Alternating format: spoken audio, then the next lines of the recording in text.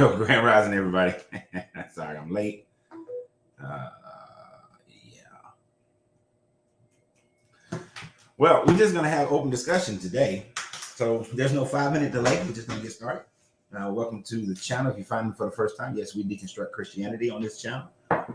Now, we don't really focus on any other religion because I didn't grow up in those religions. So I'm going to get my cigar ready. Don't have any coffee. You got to drink hot chocolate. It's cruel. It's cruel. It's cruelty. All right. Now, if you find me for the first time, go and hit that subscribe button. It ain't going to hurt your feelings. Now, if you're a regular, don't share this thing out. But make sure you share the other videos as well. Sharing is caring.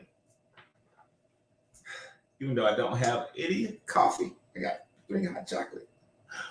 All right, that's all. That's the last time I'm worrying about it for now. So how's everybody doing? Oh. Senegal. Oh my God. Let's see. How do I say that? Naji? Niji? Niji? If I'm saying that wrong, please forgive me. But welcome, my brother. From the Senegal. Oh, so we're just going to have open Christian deconstruction conversation today. Whatever the subject matter goes, it's where it's going to go. I had a couple of subject matters in mind earlier, but I didn't get a chance to go back and do a little extra research on them. So I'm not going to give you guys a half-ass, Grand Rising Nikki Noir. Been a minute. Oh, you're new here. There was another person named that had that similar name that was here before that we see sometimes. But welcome to the family. Welcome both of y'all to the family. If you got any questions, any statements, go ahead and put them out there because that's how this today is going to go. Right up till 3 o'clock. So we got 2 hours. So if there's any so go ahead and put your statements out there, questions, concerns, which is funny. The N is silent. So it's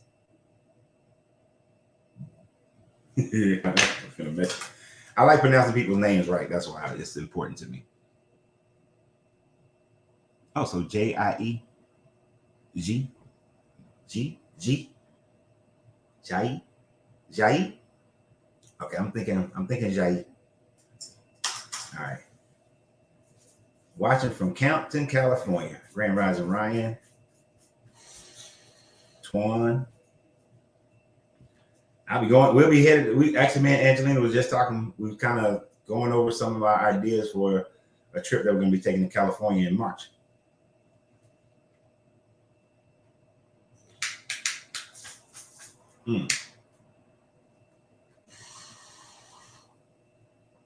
That was good. All right. Cigar ready. And I don't know if you guys can hear, but that's my espresso machine is going through a self-cleaning because it wouldn't make me any coffee this morning. So if y'all can hear that, let me know. I mean, I'm not going to stop it. Is knowing the Bible what drove you away from it? That is exactly what drove me away from it. 100%. Even before. So I was already on my path away from Christianity, right? Okay, this cigar and hot chocolate does go very well together. That's what I was just trying. Sorry. So, Grand Rising Chris, Tommy, I was already on my way out of Christianity long before I was asked and offered a scholarship to go to seminary school. But when I was being asked to go to seminary school, I remember, I ain't gonna say his name, but this pastor who was in charge of all the stuff. Is that the ringing noise? Yeah, every now and then if you hear something go, that right there, then that's my espresso machine. So he had told me, he's like, before you go to seminary school, he was like, it's usually he would warn a person that your faith has to be incredibly strong. And because of a ringing, I don't know what's, does anybody else hear a ringing noise?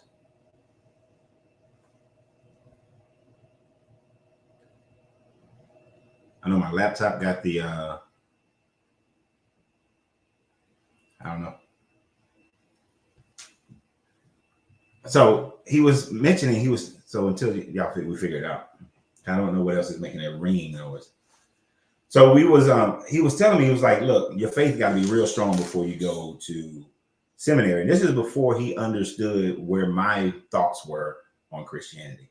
And, he just assumed that, that I was just, a Christian, right? But he started telling me how if your faith is not strong, many people go to seminary and walk out atheists. And I thought that was very interesting, which all that did was make me want to study even more. You don't talk about Islam and other religions. Why? Because I didn't grow up Islamic. I only studied Islam for like a year of like intense study.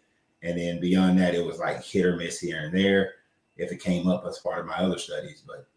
And so I studied other ancient religions, but I never studied anything as intensely as I studied Christianity. So that's why that's why we don't talk about Islam that much, because it has no relevance to Christian deconstruction. When it does have some relevance, we talk about it. Right? If you read the Quran and the Bible, you become atheist. That's what happened. I started. Oh, so that is the espresso machine? Yeah.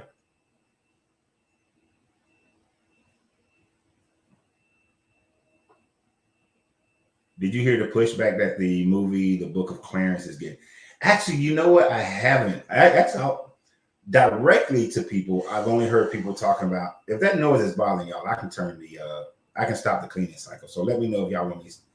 So type yes if you want me to stop the cleaning cycle. And if enough of y'all say that, then I'll stop the cleaning cycle. I didn't realize that you'd be able to hear it. Most of the Christian people I knew, they wanted to go see the movie. They was excited about the movie, but I'm surprised that there are those who, I figured that it would get some pushback. I'm surprised I haven't heard as much, but that is something that I need to go research and see what kind of pushback this movie is getting. I figured that Christians would actually like this movie, Black Christians would, but then white Christians, and I'm talking about not putting everybody in a category, but like the far right, white Christian evangelicals and all of them would probably hate this movie because, the Romans are the only white people and Jesus is black, and all the other people in the majority of the other people are black. So, and then Jay-Z did the soundtrack, so I can see people, I think Jay-Z did the soundtrack, right? So I'm sure that some people are mad about that. I don't know, but we're gonna have to when does that movie come out? Because I was kind of not trying to talk about it until it came out, because I'm going to go see it. Because Jesus was a magician now. And there's a book out there about Jesus being a magician. The Book of Clarence.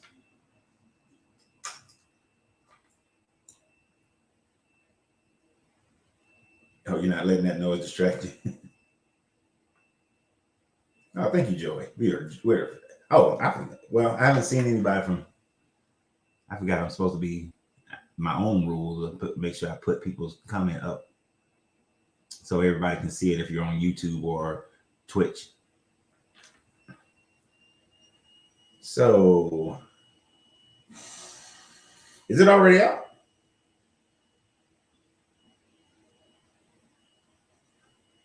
Let me see. Showtimes. Oh, well, damn. It's already out.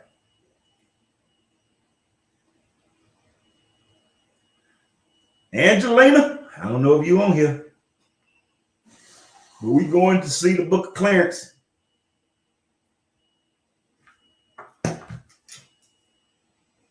Oh, released them. No, I just saw Showtimes in Atlanta for today.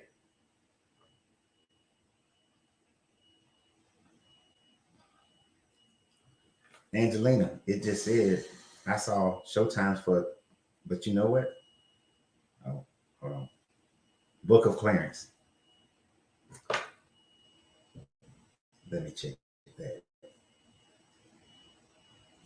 Today is Thursday, right? Mm-mm.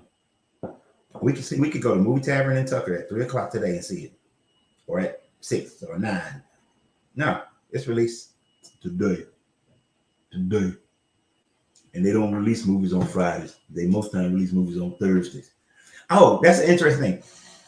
Do y'all know why they do most releases of music and entertainment on Thursdays? It's because of Thor, because it's Thor's days. And they believe there was a superstition about um, things coming into fruition on a Thursday based on Norse mythology. I forgot what it was. It's something like that.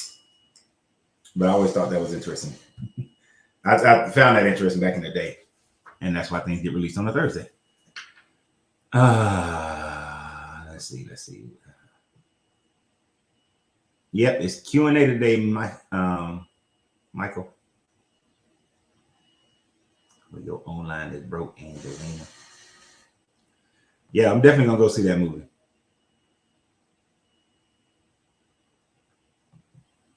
What you say? 8, Coach. Are you a Jesus mysticist? Hell no. Jesus never exists.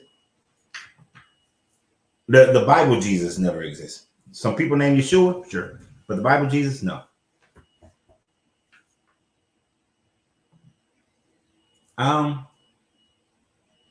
No, I haven't. I've never done lectures or things like that, sessions in Atlanta. Are you in Atlanta, Nikki? But we're getting ready to move at the end of the month, so that's going to change a whole bunch of things. We are planning to do a retreat in the probably late summer, early fall. That will be close. That will be in it's going to be somewhere in the Tennessee, Georgia, North Carolina edge, South Carolina, Georgia mountains, somewhere in that region. I just want to go back there. There we go. All right. So, Michael, you had a question you've been waiting to ask. Go ahead and ask a question.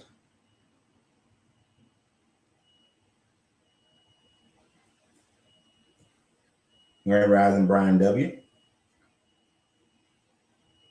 Oh, you're in it? Okay, so you are in Atlanta. Cool. We out in Stone Mountain. We're out in Stone Mountain. We do like meeting people if we can. So, if you want to, we usually tell people we're planning our California trip for March. So when we plan that one, we'll let you guys know. So if anybody's in the areas.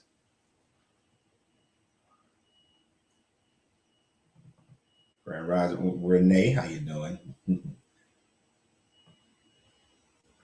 Middle Tennessee.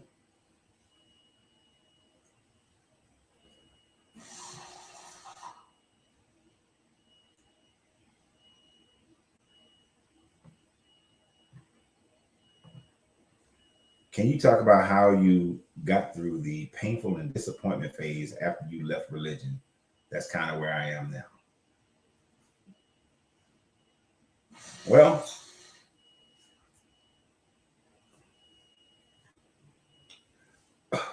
really for me, so these things happened. I don't know how old you are, Michael, but these things happened for me when I was relatively young, right? And even though I went back and forth, I studied. I just buried myself in more and more study, but I had a good support system, right? And so that made it a little bit easier that I had a support system, but there was still the inside part. There was the inside part that made me really struggle. So what I really did was I started studying chakras at that time frame and start understanding what blocks your chakras. Because when you start to know what blocks your chakras, then it's not so much about opening the chakra as much as it is controlling the emotions, right? So once I started not living in, I started to control fear, control any anxiety, control fear and guilt, and understand what real love is, and to be able to say, okay, well, regardless of what I believe, these people If they love me, they still love me. But I started to control all those things, but controlling my own emotions as well, recognizing that even love is something that you control. You don't just give out freely, right? And you don't put it on display to be harmed, but you put it out there, but you utilize it to do, to benefit you and those around you. And just everything else, understanding the truth about myself and accepting that truth about myself. And when I accepted that truth about myself, I had to accept the truth of what I was studying, what I was reading.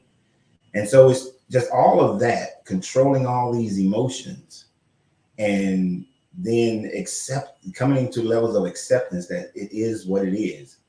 All those things help me get through it. And then, of course, by doing that, you start to ensure that you're around people who have your best interest at heart, not people who just want you to do what they are doing. But deep diving into yourself.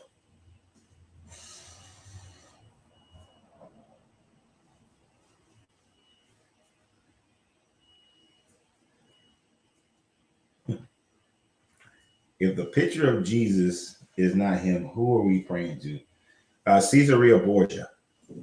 He was the son of one of the popes. I forgot which pope it was, but Caesarea Borgia. That's who is the image that, if you're a Christian, that you're praying to.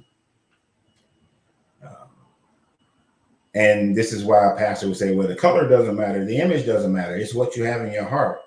Now, this is why the Bible said, do not create any graven images of anything in heaven, anything under the sea, or anything on earth.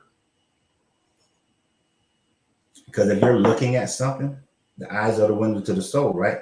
And you're praying to that thing, and you're praying, your heart is not saying, well, I'm not really praying to this image. I'm praying to Jesus. No, your ass is praying to that image because your heart and your mind is recognizing that image as a representation of that being.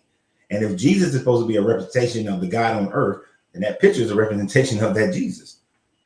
And you're praying to it. So even in Christianity, that would be idolatry.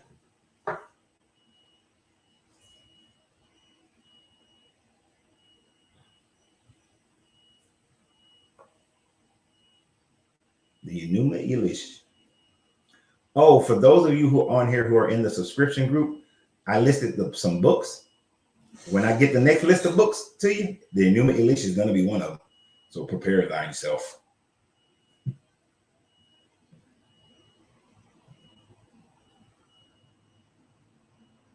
Yep. Kevin's right. Time and additional knowledge will also get you through it. It's interesting. Hey, Teresa. Can you talk about marriage and how the vows came to be what they are? Okay. So, I don't know what aspect of marriage, other than if we're talking about from what we've learned from this religion.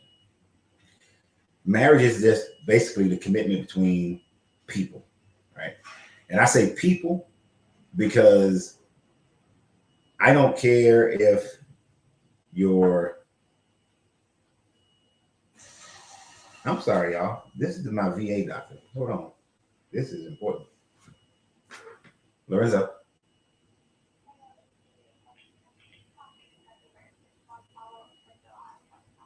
Oh, no, I explained to Dr. Fungi that I'm moving to Wilmington, so I'll be setting up with a new doctor there.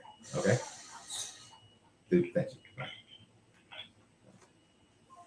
You know, I just went to the VA for appointments yesterday, so gotta make sure ain't nothing like, what, something wrong now? So sorry about that. Marriage.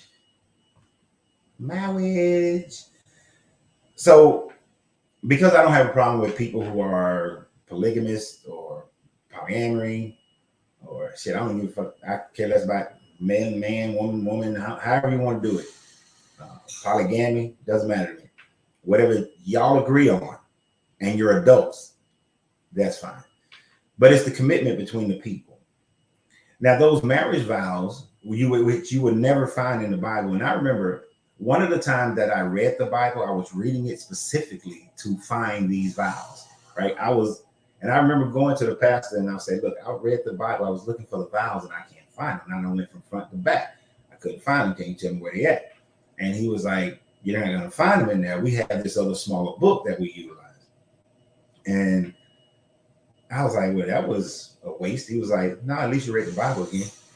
But you won't find them there. Those things came out of the patriarchal system of man, especially through the Middle and Dark Ages, where we want women to obey, right? And that it's supposed to be this thing that, you know, love, honor, and cherish, and all these sorts of things, which are good things. Don't get me wrong. I think the vows are decent for the most part. They're pretty good, except for telling people to obey each other and things of that nature. But marriage is the act of when you have sex with somebody and when you're committing yourself to that person and you have sex. That's marriage, as far as what man has created as marriage. But all marriage is a man-made creation. All forms of marriage have been a man-made creation. I'm not exactly sure what you want to know about marriage when you say that, but that's based on that question, that's about what I got.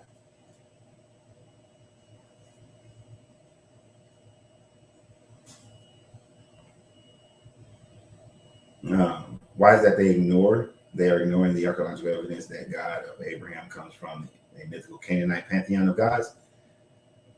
Because then they would have to open themselves up to the reality that their book, their God, their religion is not original, that it's taken from somebody else. And then that would discredit their religion, which is one of those things of when you study this religion, that's why you walk away from this religion.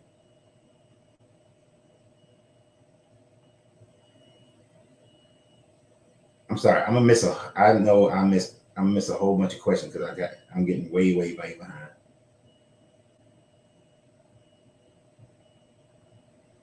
But let me see. I went too far. Let me see if I'm gonna quick hit some of these, bro. Okay. Let me quick hit some of these because I don't want if I can get to back to where the hell I was at.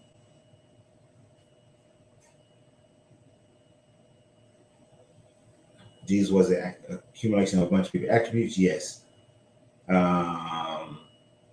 you believe that some people need the institution of religion?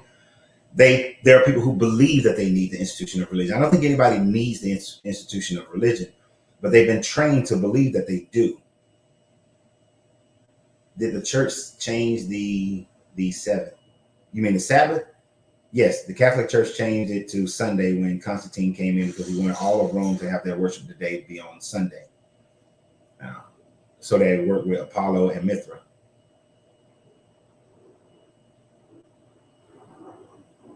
Right, Keith, you look more like Jesus than Caesar Borgia. Rodrigo Borgia, Pope Alexander the sixth. That was his dad, right? Pope Alexander, right? Where you talk about the all, is that similar to the Hermeticism? Actually, it is. That's just so Hermeticism, the Kemet and the Atlantean, and not the Kemetic science.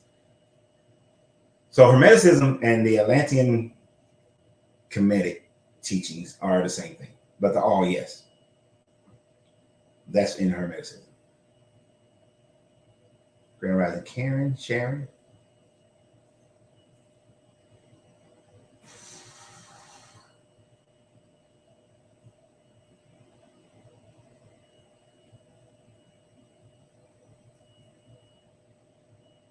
I'm trying to catch up, but not miss everything. I appreciate some of the things. Marriage is part of the cabal. I mean, marriage is an important piece to building structure of family. But it's the controls and stuff that we placed on marriage is a problem. Now, some people marry for contract to family strength. Yes, I agree with that one. That's kind of like the cabal. I say, are we going to be? You are going to be judged by the word of God. Oh, I thought you was asking a real question.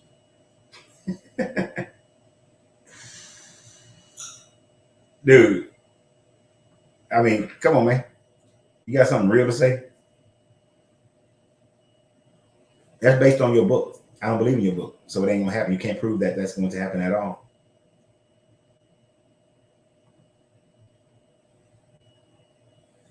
And see, I don't believe in a God that judges.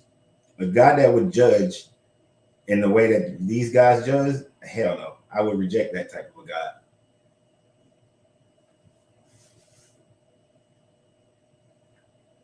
No, you're right about that, Big Cheese.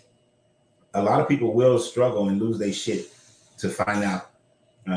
As I told you guys before, I had somebody who was living in my house, had been born and raised Christian. They was in their 70s, my pappy. And I come to find out later on that there was a moment where he didn't think that he can live in the house with me because to talk to me about these kinds of things, he didn't think he could live there. It was that disturbing to him. But then he worked it out. It took him some time, but he worked it out. We worked it out. Because some of the things that he had always wanted to question, he now found the freedom to be able to question those things. I'm not saying he walked away from Christianity. He never did.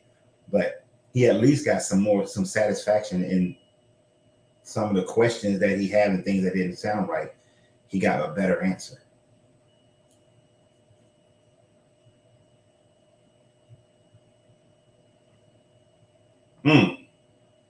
I love alternate history. There's actually a page called Alternate History Hub. I love alternate history.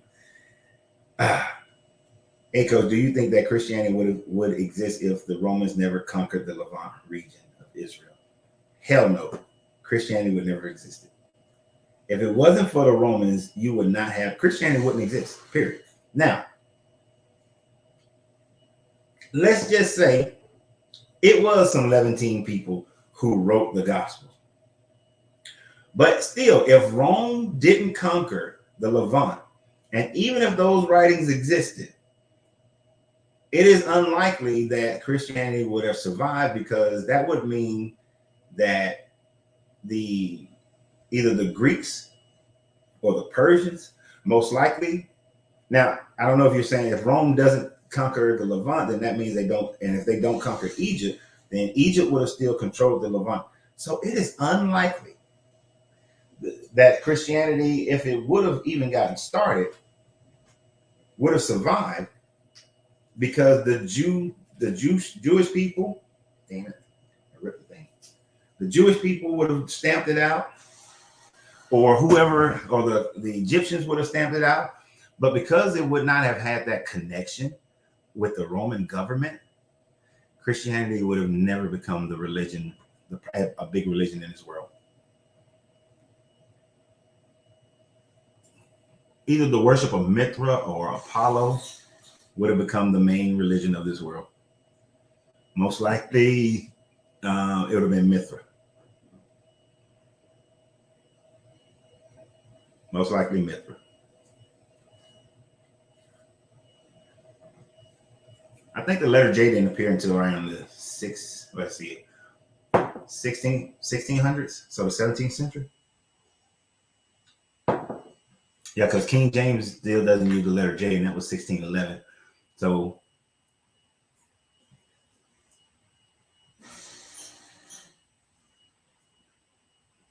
during the translation in the King James, yeah, right? So 17th century. So my bad. Yeah.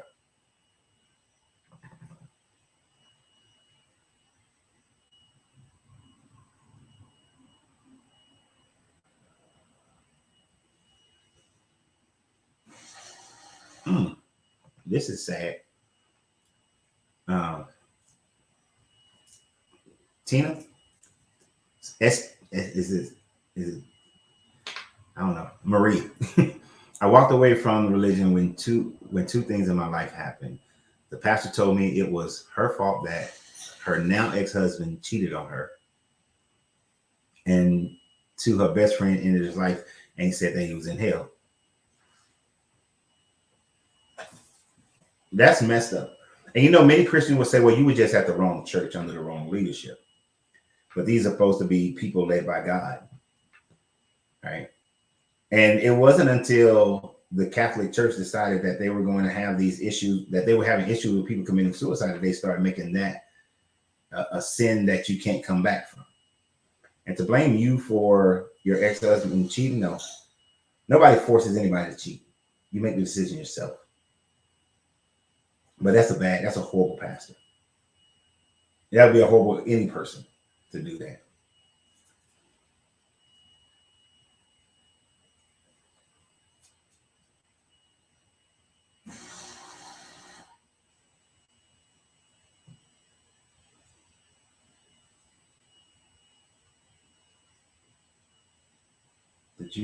couldn't the Jews couldn't defeat the Roman military, so they need to create an insurrection to defeat Rome from within, and that's how Christianity was born. Now we all run around worshiping. Ah, ah, ah. I'm opposite on you with that one, because the Jews would not have created Christianity as a way to destabilize the Roman government or to create an insurrection from within. It was actually more Vespasian uh, understanding he needed to shut down the Jewish story, because the Jewish people were creating insurrections within the Roman government. They did so within the Greek, when the Greeks controlled the Levant. That's where you get the War of the Maccabees, and you get Masada, and they actually had a Jewish state while inside that empire. So it was actually the Romans trying to create a docile version of Judaism.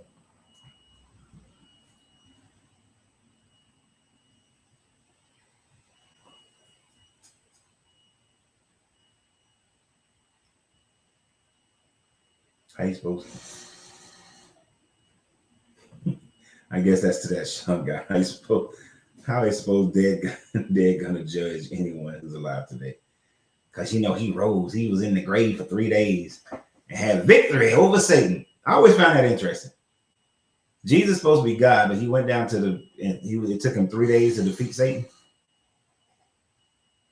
I thought he was more powerful than that.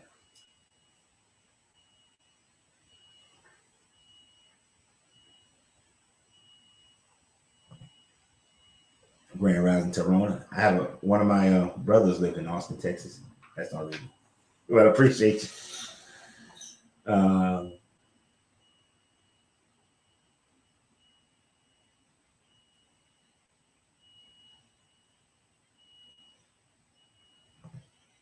Yeah, you've been getting this a lot. That you don't get the notifications, Maestro. And this on TikTok, it's been doing that. I mean, Facebook. I mean, damn, what is this thing? I'm sounding like my mom when she tried to call my name, but she called my brother and her grandkid's name instead. YouTube has been acting a little funny with all that, with the notifications. That's why I posted the "Hey, I'm going live in 15 minutes" thing.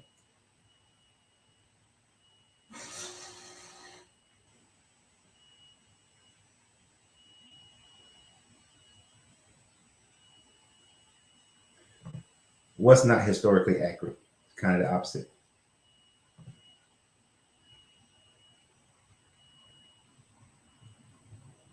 Hey, that'd be a good movie, Zombie Jesus. Yeah, if you think about it, according to the story, Jesus was a zombie.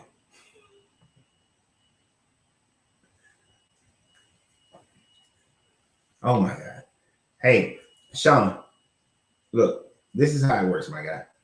Either contribute to the conversation, or or leave, or I will ban you from, and you won't be on here.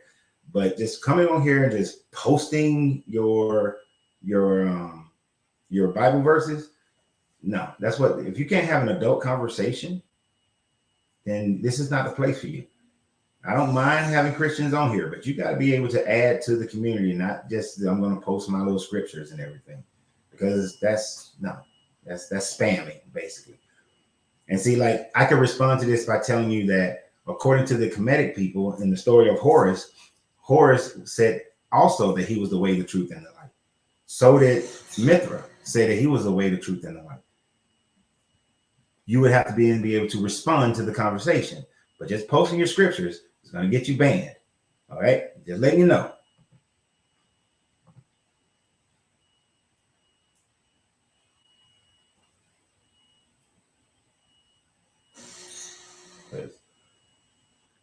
I ain't. Woo, y'all lucky. Woo, you're lucky my day got distracted yesterday. And I didn't come on because I was on one yesterday, boy. I was on one. I was on one with some of the comments that I saw from certain people. I was raising Cain.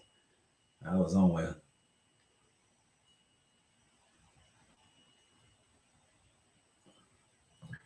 Yeah, we talked about that earlier, Tyrone. It's actually already out. Well, at least here in Atlanta. So let me put it like that.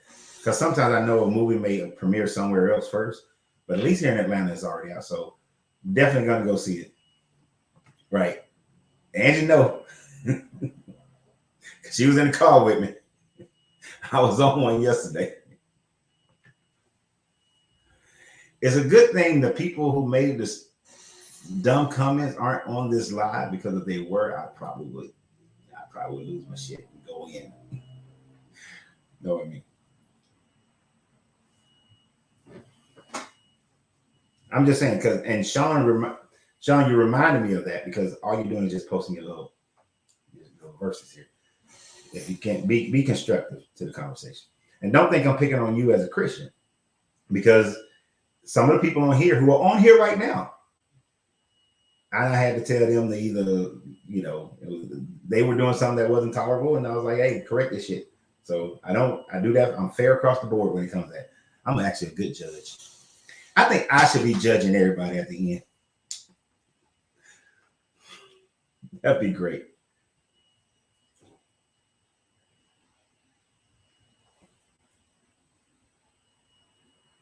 Mm-mm-mm.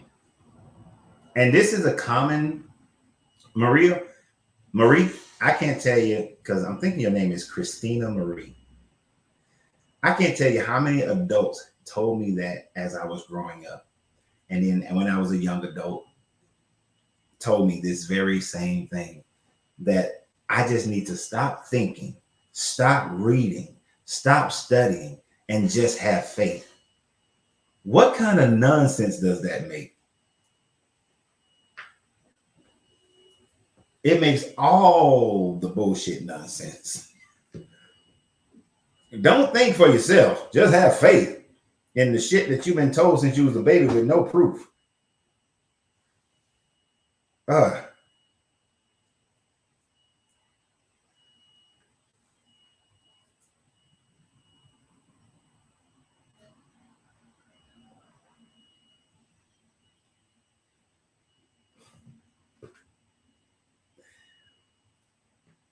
Starseed. I'm about to put you in the category with Aladdin and Brian W. and Brian B. You know what? This would be a good movie, though. So this guy walks around, he's Jesus, he's a cosmic entity. And then this guy forsakes him. And then he go down into heaven. And those 3 days was spent making a deal with the devil to overthrow this God of the Hebrew God. And they, boom, Christianity. That's a good movie. That's a stage play.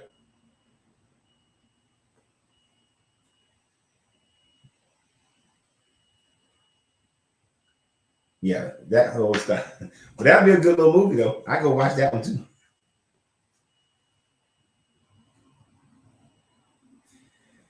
Yeah, evidently Sheen doesn't understand the English, so you're a block, sir. Ain't got time. If I gave you a warning, and you come back, and what you do, you post some old just scripture.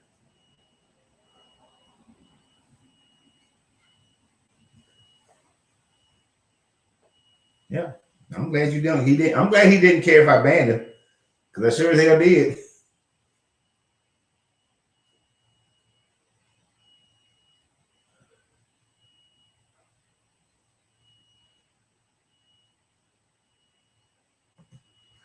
Okay.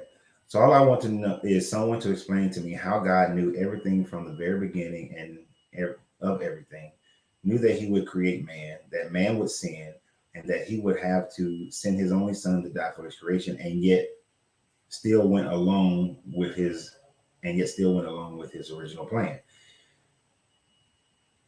It sounds simple, but it's the truth.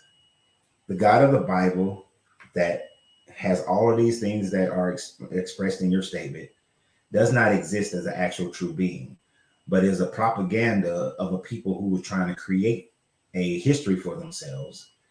And they utilize the aspects of other gods like the Canaanite god Yahweh, as well as the Sumerian god El, in order to create their own god of their own region, because one, they couldn't explain science, they couldn't explain nature. I mean, they couldn't explain what was going on in nature. So people back in those days invented gods to do so. And omnipresence was never something the other Levantine gods had. It wasn't until you get to Hezekiah and Josiah and Ezra in the from the 9th century to the 6th century that they start to create this God that knows everything, and that's omnipresent and all powerful and doesn't have and that's eternal.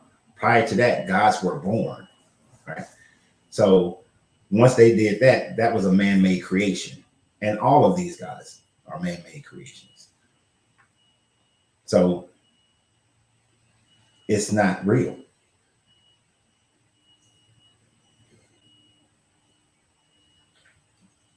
If there is an intelligent mind at work, it just created. But how things are going to go, it wouldn't know.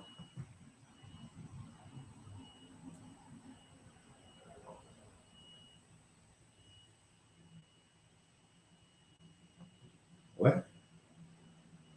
I had a preacher tell me that no matter what my pastor tells me, I have to do it even if it's wrong. That makes no sense. That's man playing, having power moves.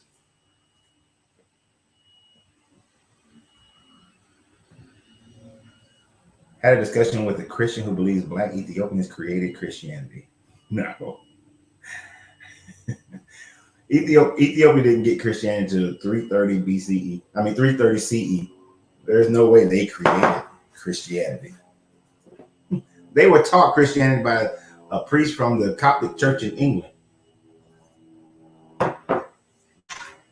That doesn't even make sense. So you weren't notified either, Orion? I have no idea. I don't have a block, but I guess that shadow ban thing is a real thing.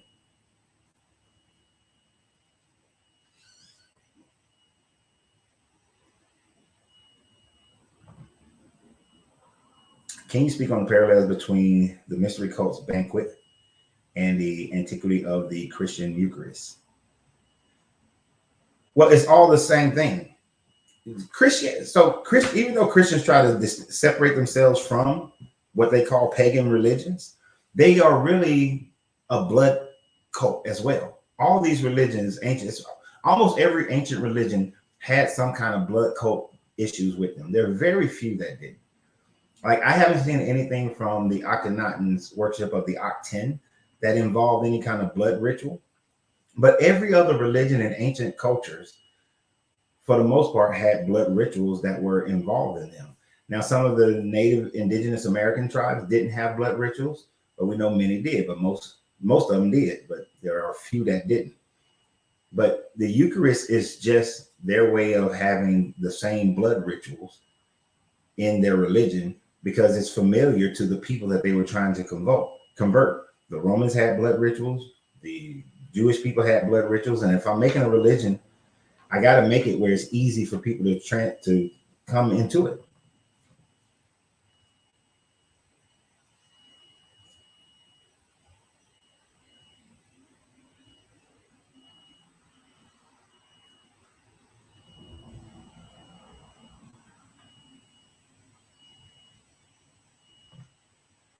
Which I say, some Christians are going against science. As soon as they get sick, they head straight towards the very science that they object. That's true. And then, but that you have the few, they dedicated to that bullshit. But you're right. The one very thing that they go against is the very thing they talk about and they use.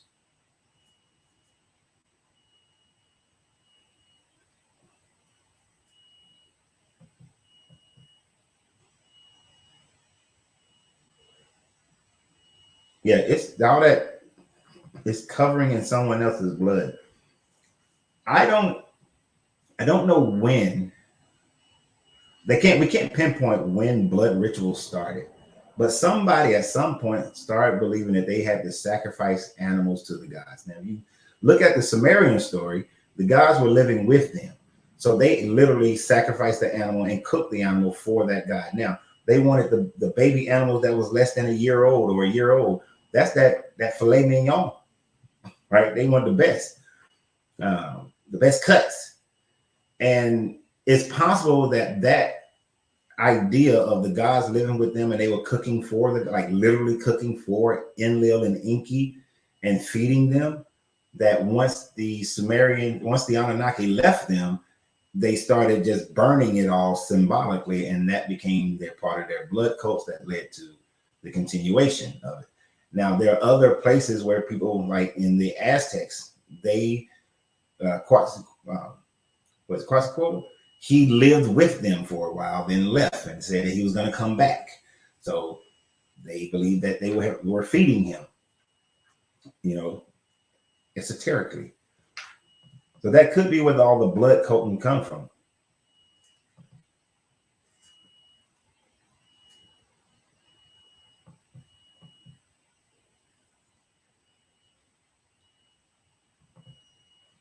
I just got into a heated discussion with the Ethiopian for agreeing on another's comment. For some reason, she felt she needed to attack me and not the man I agree with regarding the Ethiopian Bible originating from a European. So she attacked you, but she wouldn't attack the dude.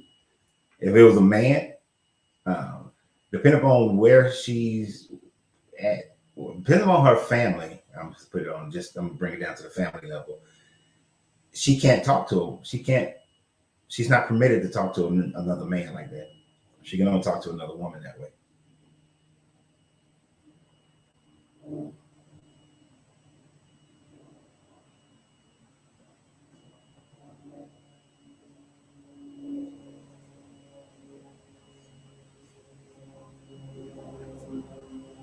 Mm-hmm.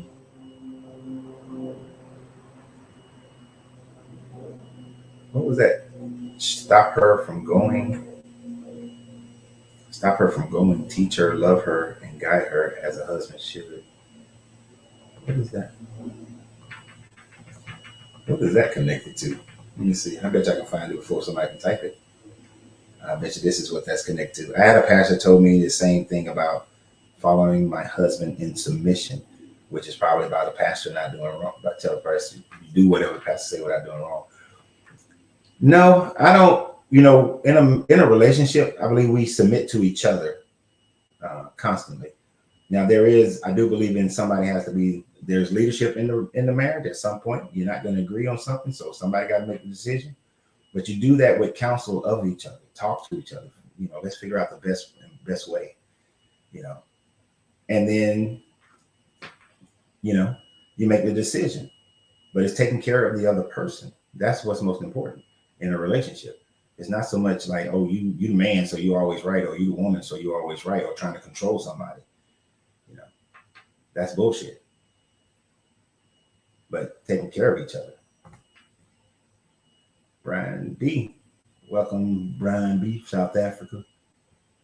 Christianity is an amalgamation of Judaism and Zoroastrianism. The three Magi's are key. They are Zoroastrian priests who were looking for the world savior. Okay, John, you're right. It is an amalgamation of Judaism, Zoroastrianism, the Comedics, and if you're going to put the Judaism, of course, that brings in a whole bunch of other people that creates Judaism, and a little Roman is thrown in there as well. Here's a trick though with the Magi, because the Zoroastrian from the Persians was a very large religion and very powerful group at that time back then.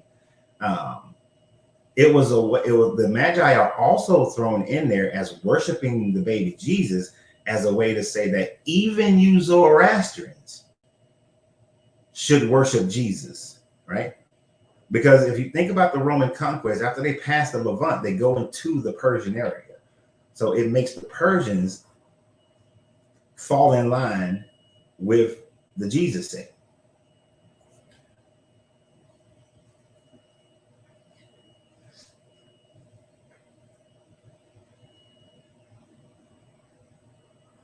Oh, so I was completely wrong. Someone spoke of his wife still going to church and he stopped going. Yep, I'm okay. I'm with you. So my bad, I'm wrong. But still, you right then. You just love her. as much as you possibly can, and hopefully they won't break your marriage.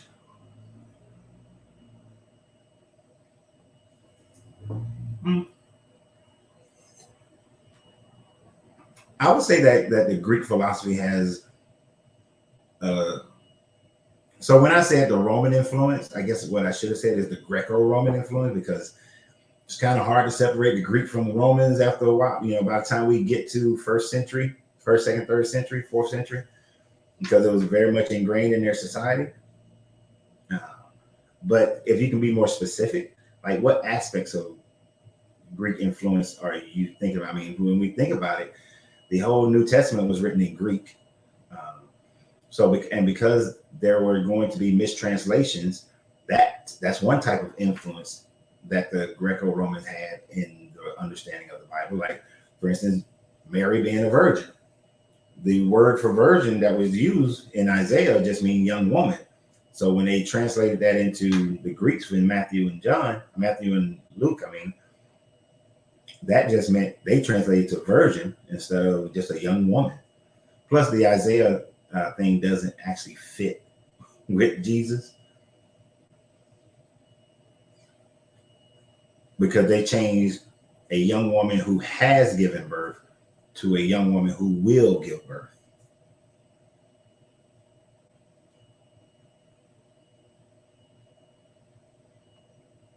But the way, because it was a Greco-Roman society, just the New Testament is written based on the culture of the Greco-Roman society.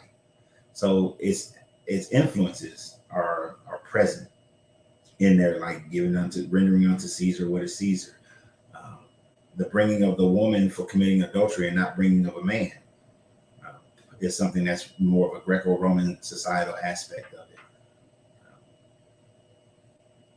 What else?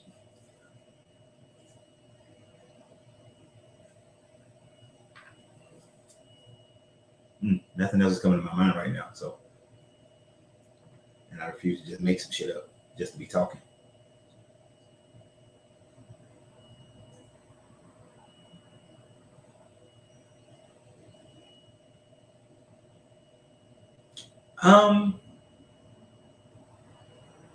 Lately I've been doing more scientific reading than. So for me, the majority of scientific reading that I read is archaeology. Like I was just reading a whole thing about this. So they found, by following one of Constantine's letter, they found a tomb. Not a tomb. Well, they found these churches, and according to Constantine, I'm gonna do a video about this later. I gotta read it a couple more times first. Read about it a couple more times. But basically, it demonstrates that Constantine wasn't Christian, and that the idea was he was more henotheistic. He was still henotheistic, because the Romans were a henotheistic society. And he was ordering that if you're going to build a Christian church in this area, you also have to build a church to the imperial religion. You have to build a church to his ancestors. So he still was practicing the imperial religion, even though, he never converted to Christianity. So this idea that Constantine was this Christian was just bullshit.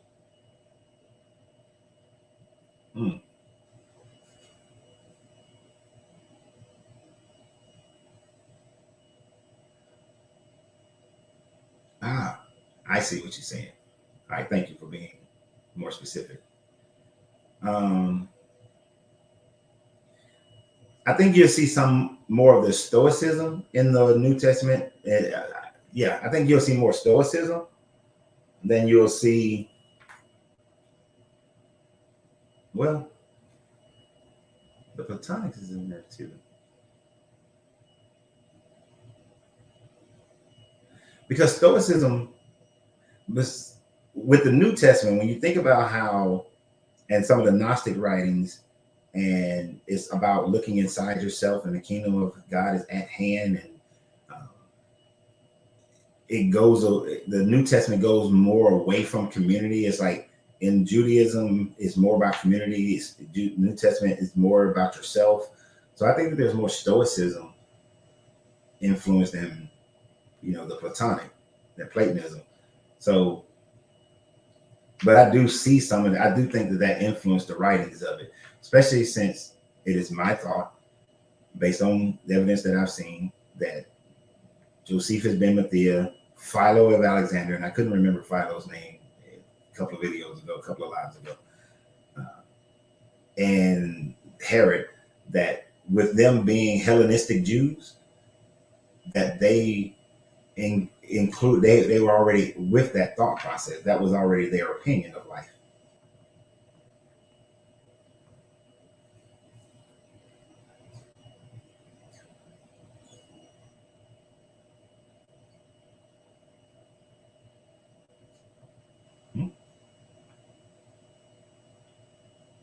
How the Coptic denominations was key to how the current form of Catholic religion in Northern Africa after the Spanish Reconquista. I don't know much about the Spanish Reconquista. Is that when you're?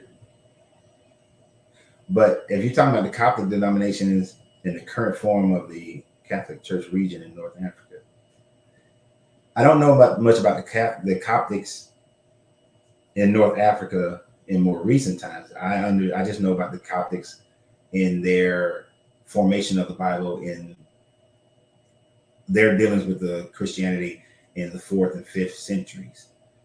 As far as later, I can't really say much about that. Unless, let's see.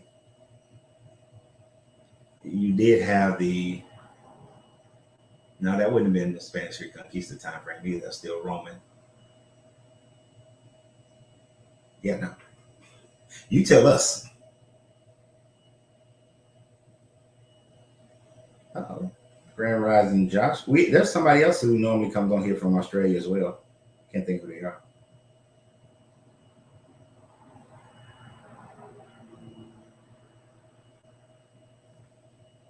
No, Tracy, I've never seen that, but I'll check that out. The Magi, the Labyrinth of Magic. I like magical shows.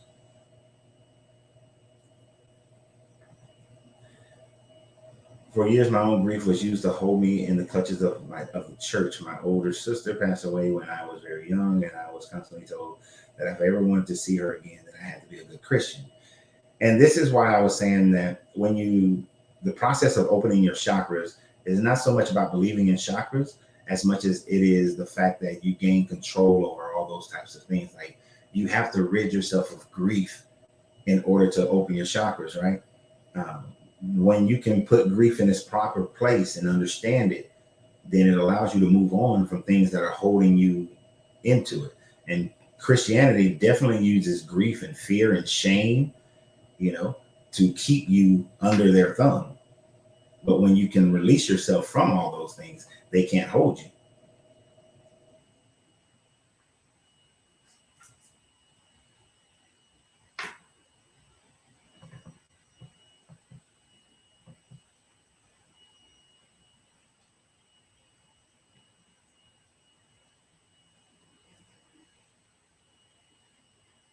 And I like what Brian can be nice every now and then.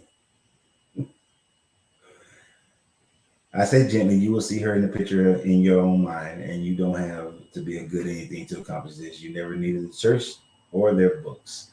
You needed them to understand your grief, and they failed you at that, right? They are based their very existence on that. That's. Mm-hmm. I want to make sure Christine saw that.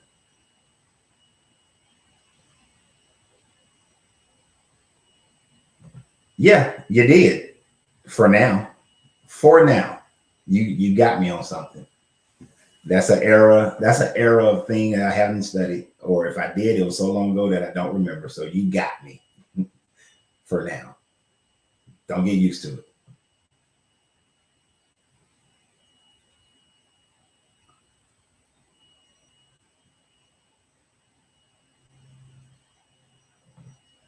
So grief. All right. So most of us understand that grief is something that we feel when we have a loss. We feel a loss of something and we're grieving it. We're sad about it. We're reliving it constantly, right? Now, the church's way for her to get over that grief is the fact that believing that you'll see her one day if you are Christian. So if you are Christian, then you will be able to see your sister again one day, right? So they take that grief that you feel, that feel of loss, and they weaponize it to keep you in their church. But instead of that, what I teach people when dealing with the grief of losing something is to understand how all things are connected, and that in the sense of Christina's situation, her sister only left this existence. She's not, her consciousness never dies. So what embodied her as a person is still continuously growing and having newer, and is currently having a newer experience. As we move from existence to existence, then we can possibly, those connections are still there and we can reconnect. So you never lose anyone, right? It's only something that we create because we lose them in the matter form. So they understand that they're never gone. You're never gone. You may or may not reconnect and immediately, but there is the opportunity to reconnect at some point because you shared an emotional bond. And so when you meet up on the same plane, that emotional bond should draw you near. It's kind of like, have you ever met people who they follow reincarnation? And it's kind of like the Hancock story. No matter where they are, they always find each other again. I honestly, because I do accept reincarnation as a possibility, there are people that are in my life that I will say we connected, that no matter what life we live, we will always connect with each other because of the connection that we have. Doesn't mean the connection stays forever or lasts forever, but we always connect with each other. But when you're sitting in grief, they weaponize that because you feel they've tricked you into believing that you've lost something. And the only way to get it is through their mechanisms. Do I sometimes like feel a little bad because my grandmother never saw my kids? Yeah. But I don't grieve her death because there is no such thing as death.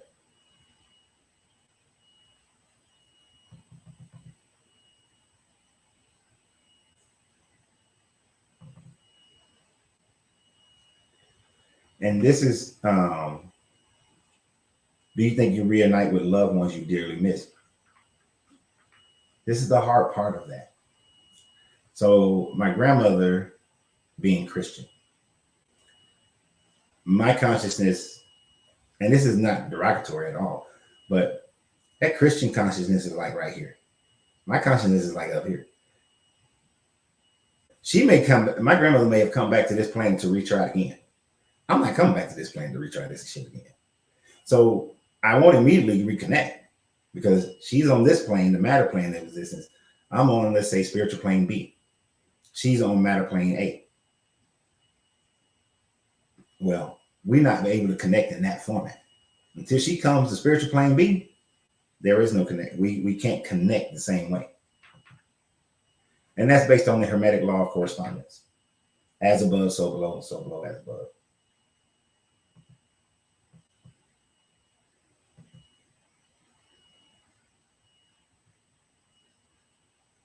Right. So, and I understand condolences for losing your fiance. And like I said, wherever the consciousness meet.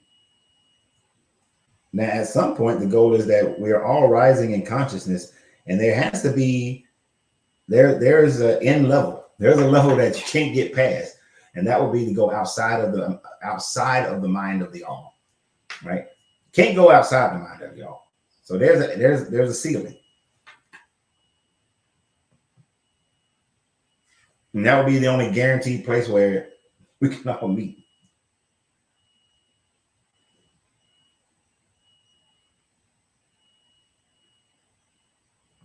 Right. And the church can't prove that. And nor, as much as I can't prove to you that there's a higher plane of existence. But I can show you that there's a lower plane of consciousness. Look at a bird, look at a dog, look at a blade of grass, look at a tree. All these things, atoms and molecules have responses and reactions. There is some level of consciousness there, but it's such a lower level of consciousness. It's not as complex as our level of consciousness. It doesn't have the level of ability to reason. It doesn't have at the atomic level. The atomic mind doesn't reason. The elemental mind doesn't reason, right? Certain animal minds, there's no reason. Other animals, a little bit more complex, have the ability to reason a bit, but nowhere near the complexity of us. So if we can see from our plane lower levels of mental complexities and then logically there should be higher levels of mental complexities beyond us. So the church idea doesn't work in that format, but hermetically that works.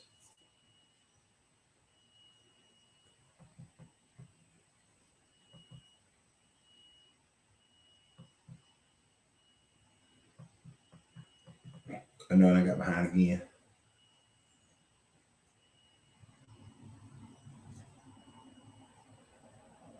Now, John makes a good point. It's important to separate grief from regret. It's easier to tackle grief when it isn't multiplied by regret. Yeah. That is another aspect of it to understand, because this is why you don't want to leave this existence with any regret of your own, and you don't want to leave this existence knowing that other people may have regrets, right? Well, let me rephrase that. You don't want to leave this existence with regrets of your own, but you don't want other people to leave this existence and you would have regrets from that person leaving, right? Like, you got these people who they've gotten mad at their spouse, so they got mad at their kids. Let's use their children. You and your kid have a fallout, right? And then you never clean it up. Well, they pass on. Now you have that regret on top of your grief. So I honestly believe that you need to fix every situation you possibly can and not have any regrets if something happens.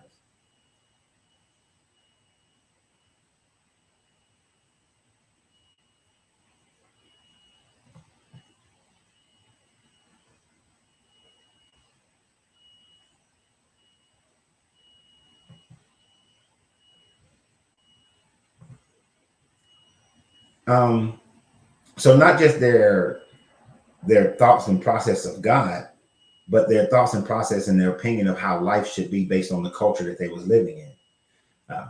It's the difference of, let's say, instead of Philo of Alexander, who was in Egypt, who was a tax collector, who was very much a Roman, more of a Roman citizen than he was a Jew. You know how you got people, I claim to be this religion, but really I'm living based on the culture. The culture is more important than my religion. So when he would have made his impact on the Bible, what becomes the Bible, the Gospels, he would have wrote it from that opinion, that perspective, right? Which is just a culmination of his life and his experiences. So in essence, Josephus, Philo, Herod are really writing about themselves and inserting themselves into the story. Much the same way if anybody else is writing a story, characters are going to have similarities to them or other people that they've experienced in their life, and they're going to be based on the aspects of culture that they think are right and wrong. You would have a thing in there that says that whatever government is pointed above you, that's the government you should worship. I mean, that's the government you should respect because God put that government in place. If I'm part of that government, yeah, I'm going to write something like that. But if I'm an anti-government person, I would never put that in there because that doesn't fit my opinion and my culture and my thought process.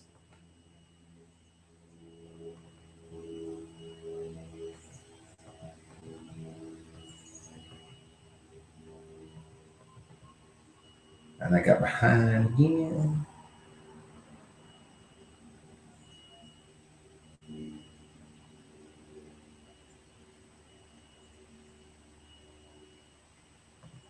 Amen. You just not fine. Recently discovered you.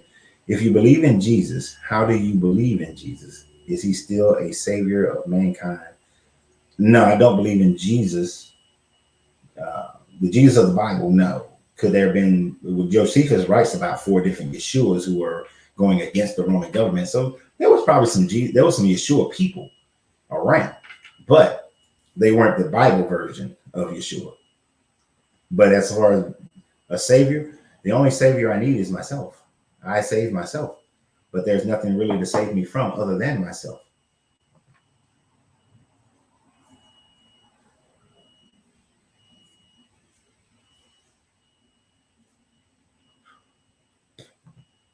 Oh, this is no laughing matter, Valerie Ann. Do you think you can have sex in the afterlife or any kind of intimacy? Hell yeah. I most certainly do. Most assuredly. Sexual energy is an incredibly powerful energy, no matter what plane of existence you're on. So yeah, I think you're gonna have some sexual intimacy no matter what existence you ever live on. And if somebody told me that you get to go to heaven, but you can't have sex, I ain't going. My heaven gonna have some sex in it, and it's gonna be good. It's gonna be some interesting varieties of sex.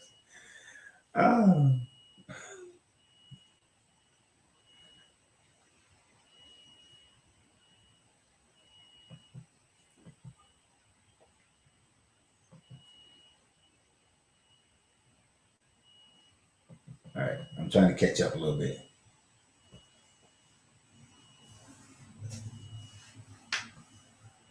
All right, I gotta catch up, and I got too far behind.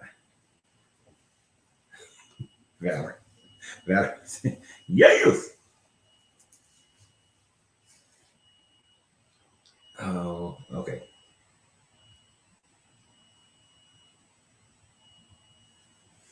But yeah, I definitely think that they're still going to be having some type of say. It may not be the same way or be different. It's kind of like Star Trek. Different species have sex in different ways. It may not be the same way we do it now, but it'll be something.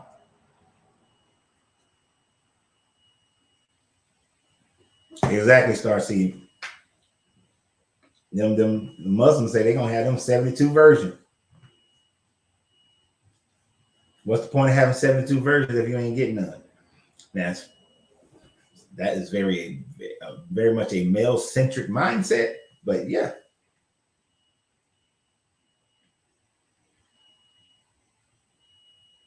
Right.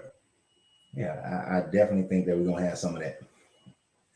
And it could be just something like it could be a sharing of, like, think about it. If you were in Tantra, right? So I don't know if any of you guys study Tantra, but in Tantra, when you have tantric sex, part of the process of that is understanding that through your intimacy and the different types of intimacy that you have, you focus on sharing certain energy with your partner, which sharing that energy makes it very euphoric. For instance, and don't do this until you really, really, really, really, really, really, really, really there with a person. But there's a thing called a heart hold meditation, right? And when you do a heart hold meditation, it's a very intimate moment, right? Is it as so? Yeah, it's a very intimate moment. So you're doing a heart hold. Let's say you're doing it where you're just sitting with each other first, or something like that. And there are different ways of doing a heart hold meditation for different purposes. So you're doing a heart hold, and you're sharing your heart energy with their heart energy, and y'all are connecting heart energy.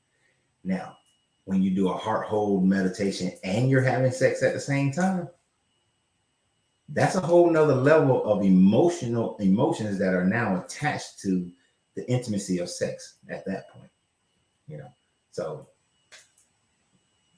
it could, imagine that at a higher consciousness when you truly understand it beyond this matter form.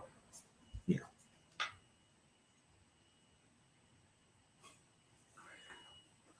and Sometimes sex is sacred. Sometimes sex is just sex, man. I understand what you're saying, Josh. But that's also a hold of Christianity. Now, I don't know. Josh, I'm assuming you're a dude. Sex is sacred. How many of my guys that are on here right now? How many of my guys on here right now know good and damn well they can have sex with a person, have no emotional attachment whatsoever, and have no residual, nothing, no residual emotions even after that, or things of that nature. There are women who can do the same thing. Just most women I know don't. They some type of emotion is connected. They have to have some emotions with the person in order to have sex with them. But there are plenty of women who they don't have to have any emotions to have sex with somebody. So there is a difference between sex and intimacy, right? And they can be separated. Just like most men don't realize the orgasm and the ejaculation can be separated. You don't have to have you don't have to ejaculate to have an orgasm, right? Which actually is a benefit, because then you can have an orgasm void of the ejaculation and you can continue going and going. And the sex is actually more enjoyable when you can do that. It's more intense.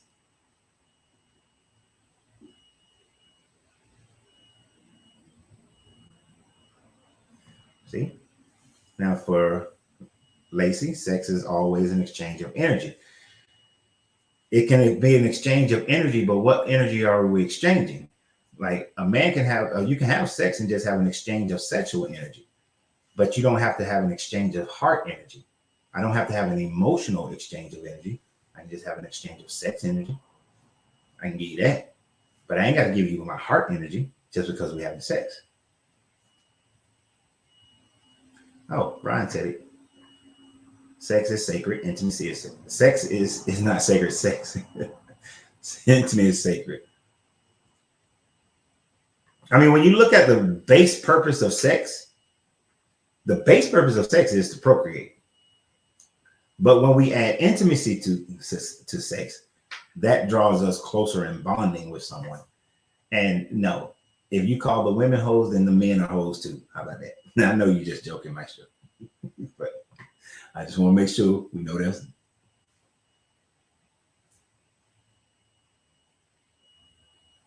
And this is like Valerie Ann says, she has to be connected consciously, spiritually, emotionally, and physically to have sex with somebody.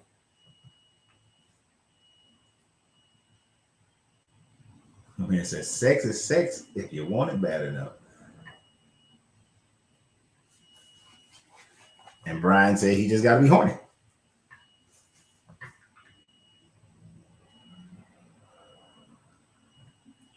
We've turned sex into a sport to be rated and compared. So unnecessary. Get with someone and fall in love with them. The penis and the vagina feels good enough. And see, I just believe in the freedom of people to be able to, if that's how you feel, that's great. How you feel shouldn't be how everybody else has to feel. If Brian just want to go out there and just, he's horny and just want to get some, if he has a willing participant and everybody got everything above board, go do you.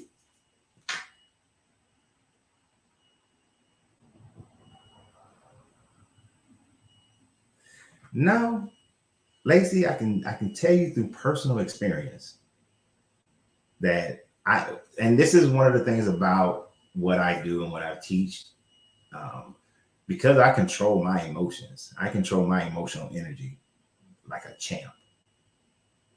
I can have sex with a woman and not exchange any of my emotional energies at all. And as a matter of fact, I can block her emotional energies from coming at me so that I don't feel bad or guilty about the fact that I had sex with her and that maybe she became emotional about it and she developed her own emotional attachment. And then I decide when I'm going to give my energy, my emotional energy, in the process of sex.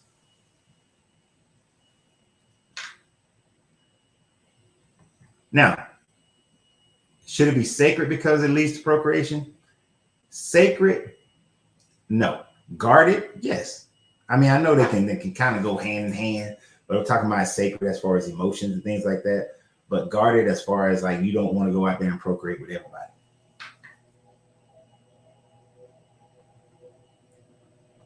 Yes, trauma, we know you're a hoe. I don't think anybody's a hoe.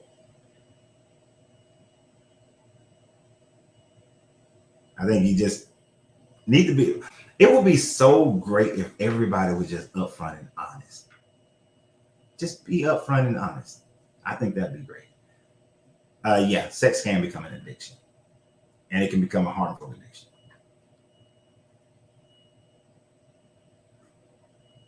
But if everybody could just be honest, that would be great. This goes both ways, Karen. This goes both ways. Especially like if a man is, there's another heart hold meditation where you're also doing a yoni massage, and if you're doing it a certain way, it's a process for healing a woman who's been through sexual abuse. But it goes both ways, and that's one of the beauty. Sex is one of your most powerful energies in your body, and that's one of the beauties of it, is that you can help heal somebody.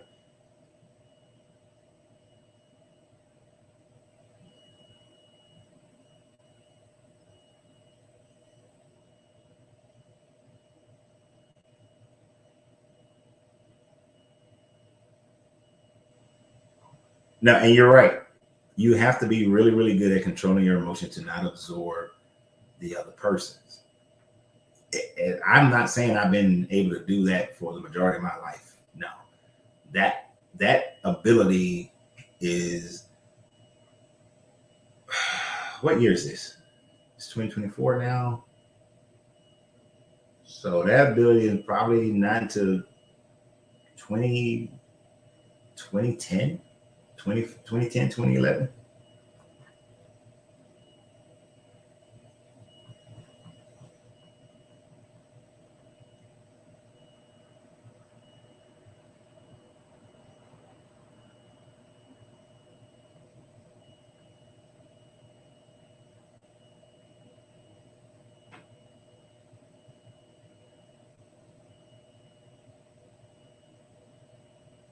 Where y'all at? And you know how you feel about sex. That's how you should feel about it. I know Brian saying he would never disrespect his wife, and that's good. You shouldn't. If y'all come into an agreement, that's the agreement you should stay with. And when you have very deep emotional connections within your sex life, which you should, uh, you should be all over each other, because sex. If you're allowing your emotions and you're sharing emotion with somebody when you're in intimacy, when you're having sex and you're intimate with that person, I will give Christian. I was taught by a Christian that you should have sex with your spouse as often as possible, because every time you do, it's a renewing of your vows, right? It's a renewing of that commitment that you're making to each other. Which is why I can never understand when I meet these people who say they have sex like 2 or 3 times a month or 4 times a month. I'm like, wow, that is horrible, because you're not reconnecting on a consistent basis. Your Bible tells you that being connected to God is a daily reconnection, a daily renewing of your mind and body. Like, so wouldn't you want to have that with your spouse, where it's a daily reconnection? Why would you put other things in front of that, right? Like, your work becomes more important, your children becomes more important, taking care of the house becomes more important, cutting the grass becomes more important, watching television shows become more important. All these other things become more important than you consistently and continuously reestablishing that connection between the only person and the only thing that is trying to be with you for the rest of your life on this earth. That makes no sense to me. And I remember this one pastor, when I was the one in counseling. Me and the woman I was married to at the time was in counseling. And he was like, well, once a week, that's about the average in America. I said, okay, let's do the math. Once a week is 52 times a year. So 52 out of 365. That means that there are 300 and what is that? 313 days out the year that we're not going to reconnect. But I guarantee you want to have that roof 365 days. You want that food 365 days. You want them lights and that heat and that air conditioning and that car and, yes, bam, bam, bam. You want all those things 365. But that connection, sex, 52. Even if you did it twice a week, 104 out of 365. Still leaving 261 days on the books. That shit never makes sense to me. And it never will.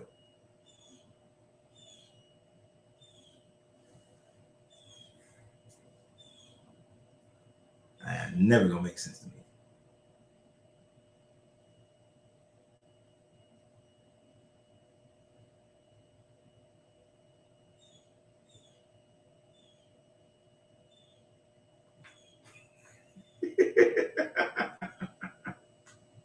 She said 3 to 5 times a day. I know his ping was sore as hell. 3 to 5 times a day. He got a permanent ice pack sitting down. Oh, put the ice pack on.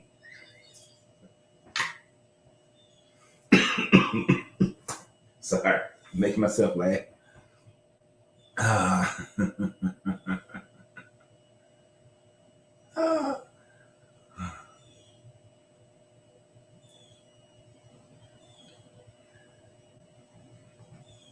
Yeah, I'm not gonna say we're going to cheat. I know you say we're gonna cheat. No, but it takes a lot of self-control for a man not to cheat. I can tell you that.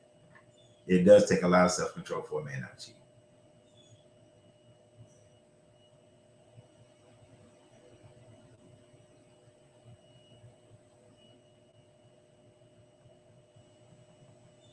It takes a lot of self-control, discipline. But this is also where I tell people, especially when people are looking to find a mate, your ass needs to be upfront and honest of what your definite expectations are going to be, and and if they're not met, what the end result is going to be. Because look, just being honest, everybody can find companionship. You can get plenty of companionship. But you do desire intimate companionship. You want that person that you can do everything with. But you can't, for some people, sex is major. You can't be running around without it. And thinking that all the other companionship is going to be good enough. Bullshit. Now, for some people, they fine like that. But you need to be able to be honest enough with yourself to be able to distinguish that.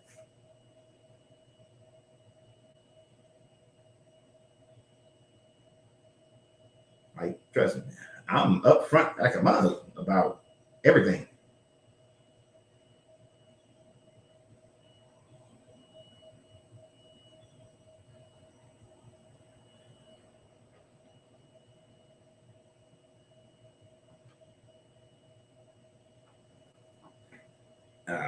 I guess you're talking to say that part again is about being upfront with each other. You better be upfront. Sex is sacred, beautiful. Most of our parents are awkward and put shame and guilt on the children. Right. American society does that from that Puritan mindset, which is from the Puritans and the Pilgrims coming over because they want to practice their version of Christianity from the Anglican Church. And all they did was create a situation where people just go do it in back corners and lie about it and all this kind of thing. I was telling, me and Angelina was having a discussion on our way back from Wilmington a couple weeks. I think we was on back from Wilmington. I don't know where we was driving from. We were driving somewhere. And we was doing like, what if we didn't have that mindset, where would society be if men were honest? Instead of trying to support two families, was just honest about it and they brought those families together. Just be honest about it.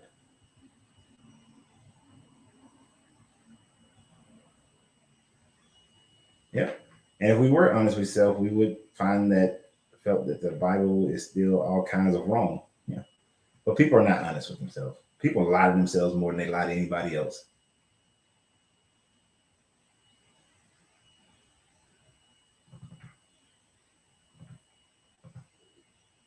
Nope, sorry. I almost did the wrong. I almost the big difference in there's a big difference in energy, mood, and feelings before and after sex. I would like to understand more of it.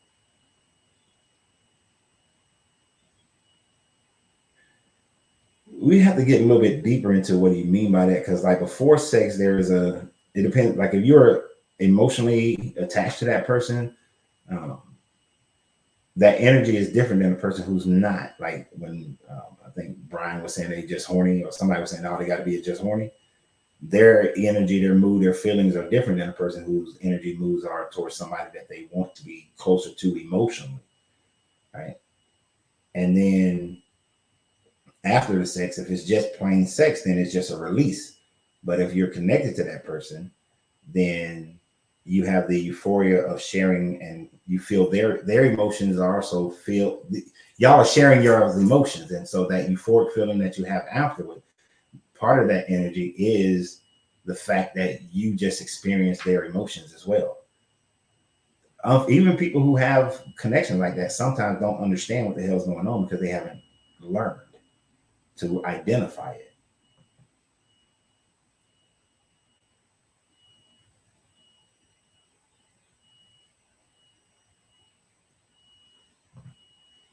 Coach, what would you say to someone who says say your prayers, but you don't pray to the same God he is, or pray at all?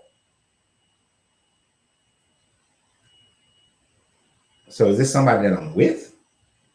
If it's somebody that I'm with and that I like, and they're saying say your prayers, I'm honest with them. I just tell them I don't pray, right? And because why would I? Who would I be praying to? I'd just be praying to myself. I meditate, but I don't pray. Um, but I'll tell them if you want to pray, go right on ahead. Just don't pray about me, please, because we haven't discussed this, and you're praying to a deity that I don't believe in. But yeah.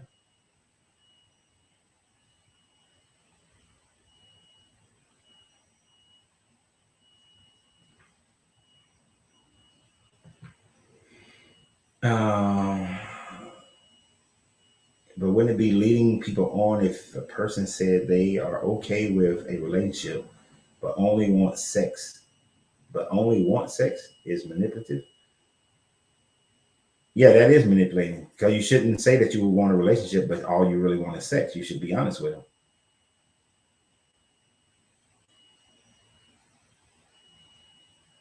But I understand the point. If a couple were platonic friends and one developed feelings for the other, then that would be different. Yeah, I mean, I've had that happen to me before, where me and a friend, we just platonic friends, and then they, you know, started looking at me a little bit different. But I had to tell them, I said, I don't see you that way, and we shouldn't engage in anything, because if we do, you're going to get hurt. Because I'm not going to return to you the feelings, and I know what you're thinking. That if we were to have sex, then maybe I would start seeing you in a different way and start feeling for you in a different way, and then your feeling, you would get a return on your investment. But you run the risk of me not doing it, and because I care about you because you're my friend, I'm not going to do that to you. And I didn't. And ultimately it ended the relationship, it ended the friendship, because they couldn't get past that. But I also knew that that was going to happen, which is why if my platonic friends, I don't want them to ever tell me that if they start developing emotions, their best bet is to not tell me. Just suck it up, because it's going to end the whole relationship, or just start being distant, and just end the friendship, because I'm not going to return it. If I made somebody my platonic friend, that's what you're going to be. That's it. I made you that for a reason.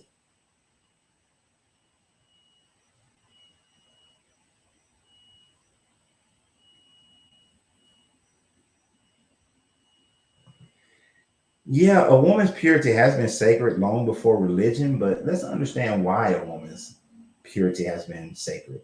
and a man's purity has never been sacred, right?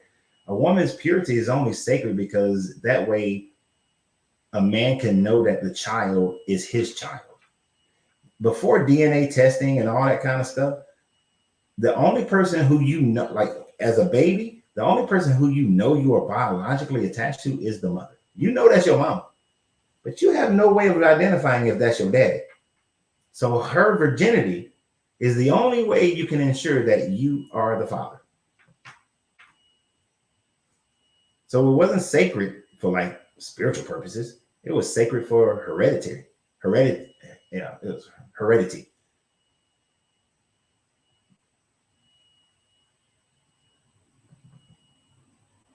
Yeah, if I have family members that are telling me to say my prayers, I tell them, well,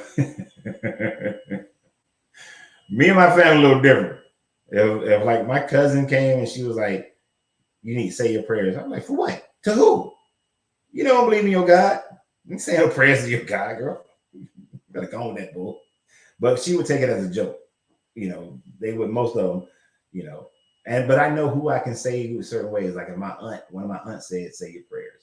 I'm like, now look, May, I'm not Christian. So I would talk to her differently. I'm not Christian, so I'm not saying any prayers. And I know you want to pray for me, and I understand you got good intentions, but you can say things that you want from me, just don't give it to your God, and we good.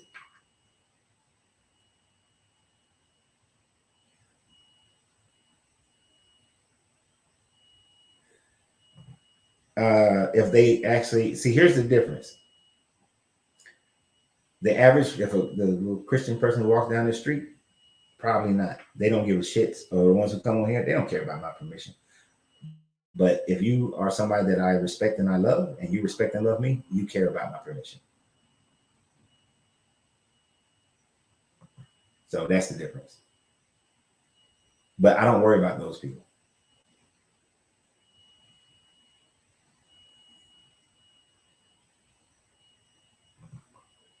With my show, correct. In this day and age, some of us are sick of hearing a woman say, I like when a guy, that means she's trying to make you emulate the other man that she's been with. I can see that. Because but that's her experience. So, and those are the things that she like. So to a certain degree, yeah, but it's also what she likes. So this is why when you get with somebody, this is why it's important to create new memories and create new things. Now, y'all may share things that her and her ex shared. Like, let's say, like every third Friday of the month, they have jazz at the High Museum. I like jazz at the High Museum. Yes, I've been there with other people before. I asked Angelina to go with me because it's something that I like. So we share it, even though I've shared it with other people. But it's still a sharing of me and not so much trying to get her to be like somebody else. But at the same time, I want to introduce other things that I haven't done. I want to try things I haven't done so that we have our own memories as well. Our own experiences that we haven't shared with anybody else. And that's one reason why I don't like talking about exes. Like, if you want to tell a story and you can tell the story without the ex being involved in the story, tell the story that way. Don't tell the damn story and it's always about an ex. And I tell dudes, and I try not to do that because then it's like you're bringing that fucking ex up all the time. All right. Don't bring up your exes. Tell a story without your ex. Go places without having to say, yeah, me and my ex was over here. Just go and be there. Or even saying, I like when a guy, you're right. Just say, I like this. You know what? I like, because I didn't tell Angelina, oh, I like taking women to the High. I just said, I like going to the High Museum for their jazz night. It's something I like doing. Not, I like taking women. She grown as hell. She know I've not been there with other people. So how we communicate is very important to the results that you're going to get. So I hear you, but we can fix that. Just communicate better.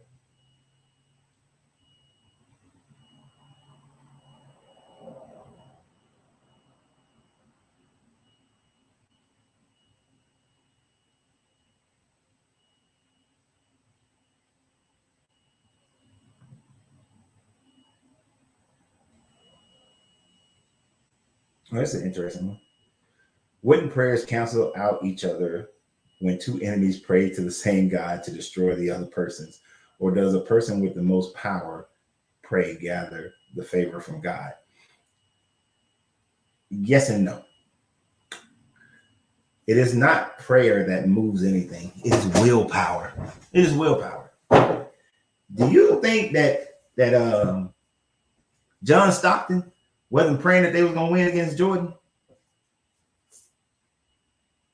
They thought that they were. I'm pretty sure they were probably praying, and if Jordan was praying, they both praying. But whose willpower won them championships? You see what I'm saying? It has nothing to do with prayer. It has, or any God. It has everything to do with willpower and action. Willpower and action. That's it. That's it. You know, that's why people, I willed myself to this victory. You know, I willed this into existence through my actions. I went and did the work.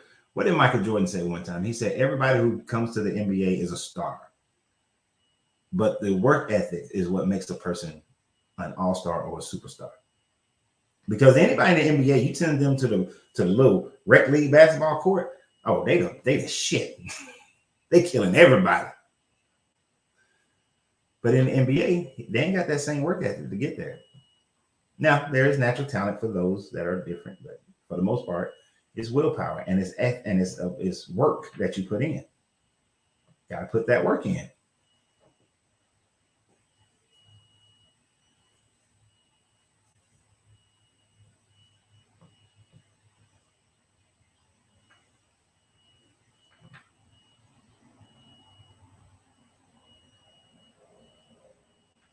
And it's good.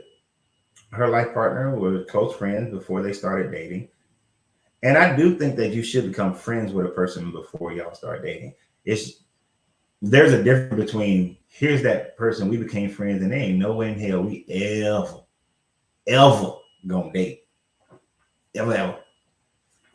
Who is it? It's a friend I'm trying to think of. It's a friend of, oh, I got two. I got two female friends that I've had, and each one of them we've been friends for over 20 years, and the other one, shit, are we approaching 30 years? Shit, we might be 30 years now. Because we met when we was like I was 20. Yeah. I was 20, 21, somewhere around in there. So we've been friends for over 30 years. Great friend. Nowhere in hell could we ever become partners, mates. No. Because there are some aspects of them that makes them great friends, but then they got some of them deal breaker kind of things that could make that we could never ever be. So they've been platonic for 30 years, 20 years, but we great friends. Trust them. I've trusted. There have been times where I was dating people and I trusted them more than I trusted the people I was dating.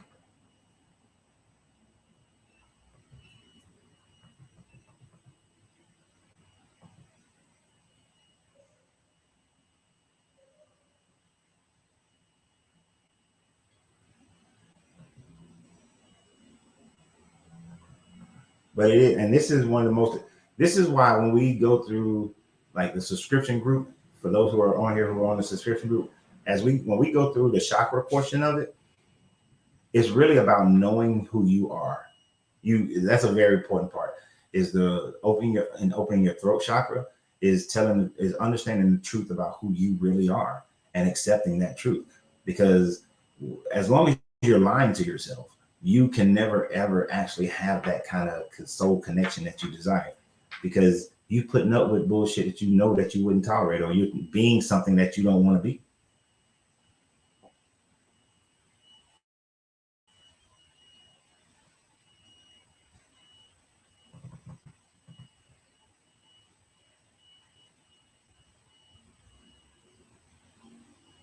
Yeah.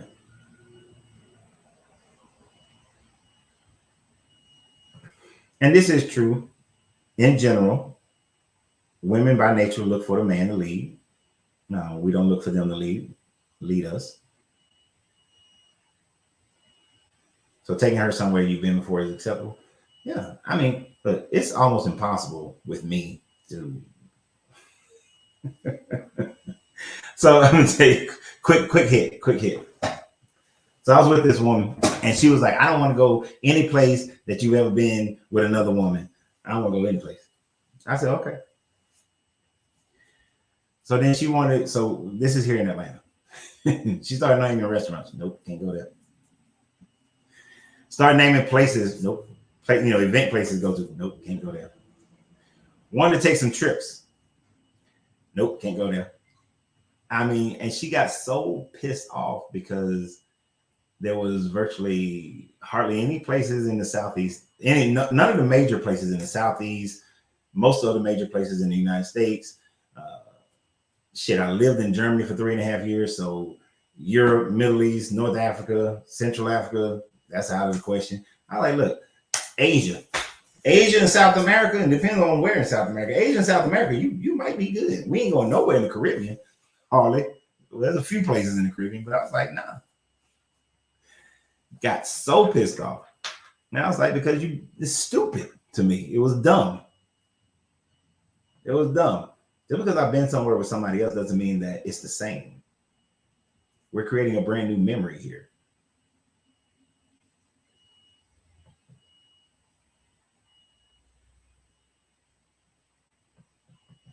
It was a whole new memory, but they were so determined.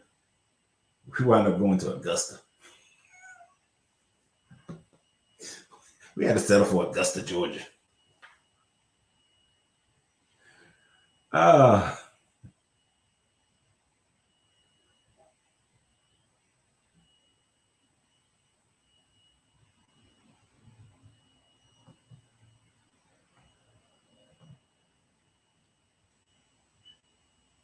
Now, I normally I would go against this. And I would normally go against it, but I did meet this one couple. They met like on a Monday, got engaged on a Thursday, and got married on that Saturday. And when I met them, they were 7 years deep in their marriage, and I thought they were newlyweds when I met them. It's rare, but take your time.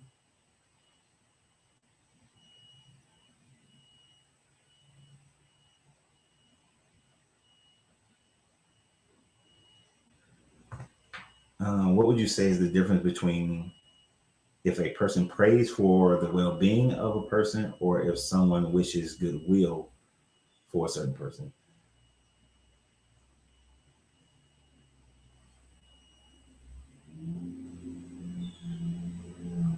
Well, both of them is begging. Is neither one of those are definitive in saying that this is what it's going to be. Right? So both of them are just flung in the air. Did they put any God into it? Then that would be the difference. If they're praying to a God for the well-being, then that would be the difference between just wishing a person, hey, you have a great day. Because I'm not inferring any God. I want them energetically just to have a great day. But if I'm praying, and usually prayer means that you're invoking some deity, then you're asking for that deity to be a part of their existence. And so that would be a major difference there. But both of them is actually begging, though. Well, both of them is, I ain't gonna say begging. One is begging, praying is begging, wishing somebody was just like, yeah, a little hope. It's really low powered. All right, let me catch up.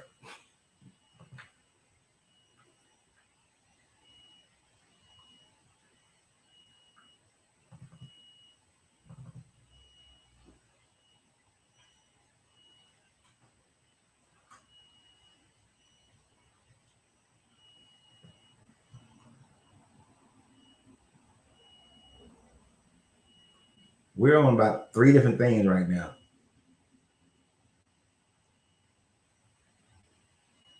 You tell people to have the day they deserve. That's pretty good. I like that one. Because the day they deserve is the one that they believe that they should have.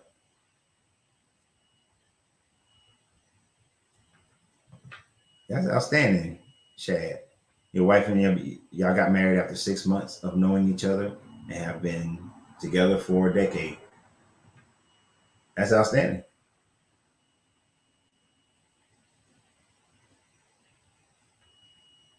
Now I know I skipped along, so trauma. I'm not sure. Are you talking to me? Let me make sure.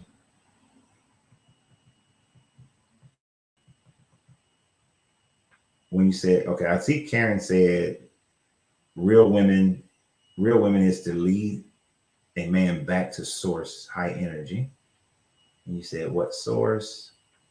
So I'm not thinking you're talking to me when you says, does your woman listen?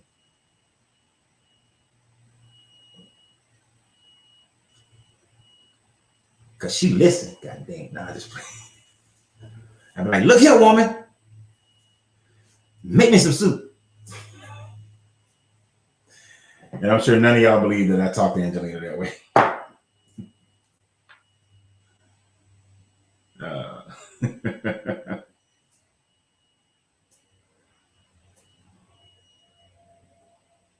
Finally caught alive. So Jolene, usually it's Tuesday, Wednesday, and Thursday. We usually start at 12. Today started a little bit late because somebody forgot to set their alarm clock. I'm not naming no names, but I sure hell didn't set that alarm clock. And I was having a good sleep. No, eat the cake out of me.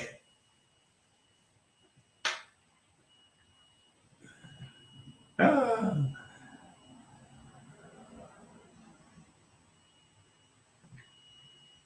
what are some of the wildest moments that I've experienced in church? Um, so there was this one associate pastor who was allowing my 3-year-old daughter to stand between his legs.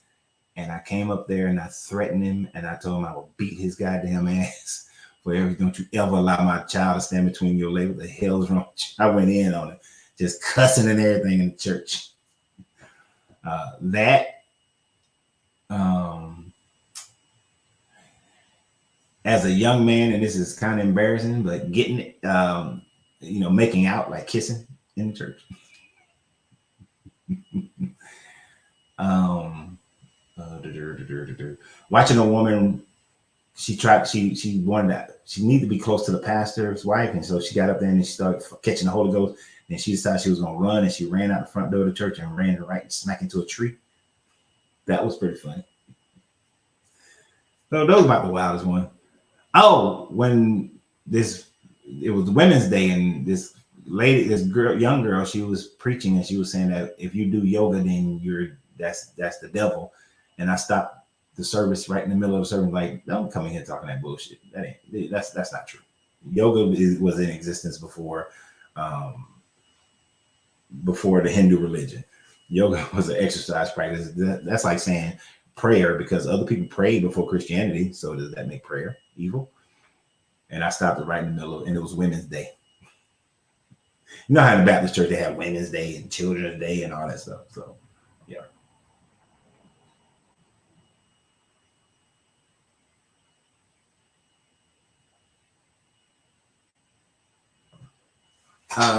Nobody asked this question, but somebody just said it. Oh, sorry. Damn, I'm hitting all the wrong buttons. Do you believe that men are naturally meant to be polyamorous? I think men are naturally to be polygamous, not polyamorous. Wait. No, you did say polygamous. Sorry. I don't have my glasses on. But yes, I do think that men are naturally meant to be polygamous. I think our society should naturally be polygamous. We'd be in a much better position, in my opinion. But Americans have the wrong idea of what polygamy is, unfortunately. I feel that women do have a special place in a man's experience existence, yet I ain't looking for my mama in a woman. So I'm gonna need clarification on the source. Oh, you talking about from that statement that Karen made? Yeah, I think that your woman or women should be your greatest counselors. Like you should be able to go and talk to them before you talk to somebody else on the outside. Y'all should counsel together to figure out like decisions, especially when it comes to major decisions that you're going to make. Um, that's a if you listen to anybody, that's who you should listen to first, because that person is supposed to have your best interest at heart, right? And your best interest logically. So that's who you should be able to counsel with. Now, if you pick bad, that's your fault, but that's who you should be listening to.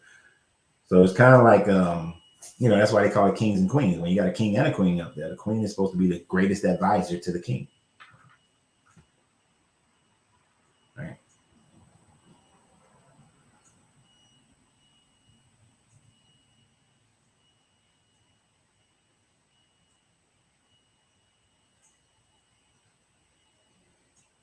Yeah, most people, like, look, let me tell you right now, no, whatever. What was it? I keep missing it.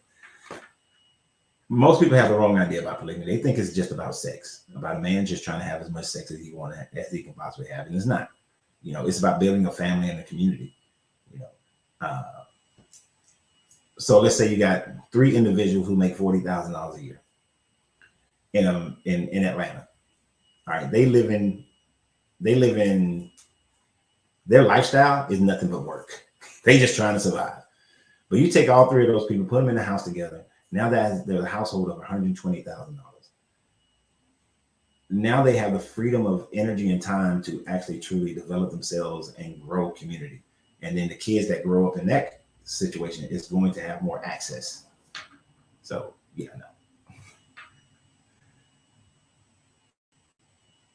We don't think about it in the mental and the economic and the spiritual way that it can be much more beneficial.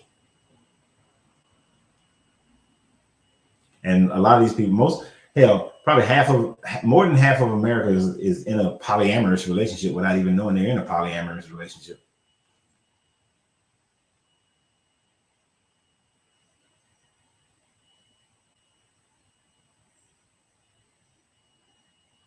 Okay, Ryan, I'll check that out. Thanks for sending me the link. So he sent. So if anybody else want to look up, there's a link that he sent me a link. Y'all can't see the link, but that's the name. Heron of Alexander and the Magical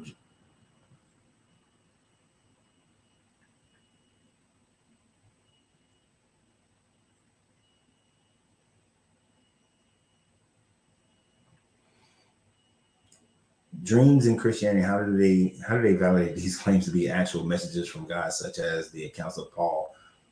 It don't sit well with these, because you have to just suspend your belief. Suspension of disbelief, and just believe in it.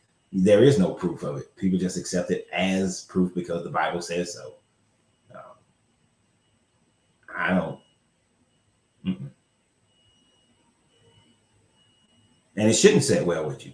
That's like if I came to you guys and I said, well, I had a dream last night that all y'all supposed to move to Atlanta and y'all gonna stay in the commune, and what was the David Koresh thing? And none of y'all have wives anymore. They all belong to me because I'm the returning Messiah and they the bride.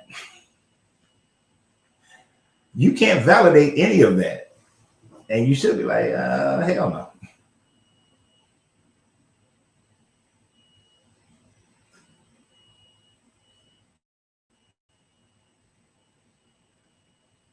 Yep. Look, Junior, I'm telling you, I've always said, especially in the Black community, the Black community needs some polygamy, like a champ, and pool some resources. Because that's where it starts. It starts in the home. No, it's not. Why does every time somebody want to do something that pulls people resources together, y'all want to say it's socialism? It ain't socialism. Because I'm gonna tell you right now, you give me 3 wives, oh, we finna have 3 other businesses going on. Baby, you go run that business, baby, you go run that business, baby, you go run that business. And all of it's coming back in the hill. We gonna be capitalistic like a champ. And then whichever business is growing the best and the fastest, we're gonna expand that one and we'll keep growing this thing. Hell yeah. We shit. Come knock on the door, the front door gonna say, welcome to the helm of capitalism. We just doing it together. Brian just saying that because he know his wife won't let him have another way. That's why he's saying it. That's why he's saying it, y'all.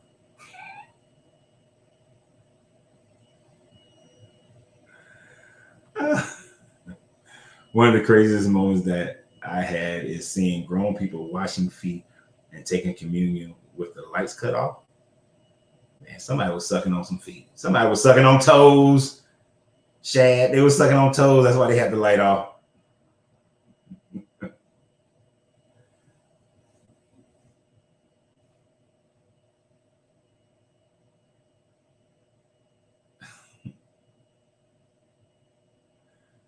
Let's see. What did you say? Y'all know y'all can't take trauma serious. For y'all new people, traumas will be saying some stuff sometimes. If you cheat on a girl and she takes you back, that's police. No, because y'all ain't all together. But like back in the day, it was known for men to have a whole nother family on the side. And they didn't connect with each other most of the time, but it was a known thing that some men had a whole nother family. But it was like, shh, hush, hush, man, y'all do that shit together. Probably would have been better off.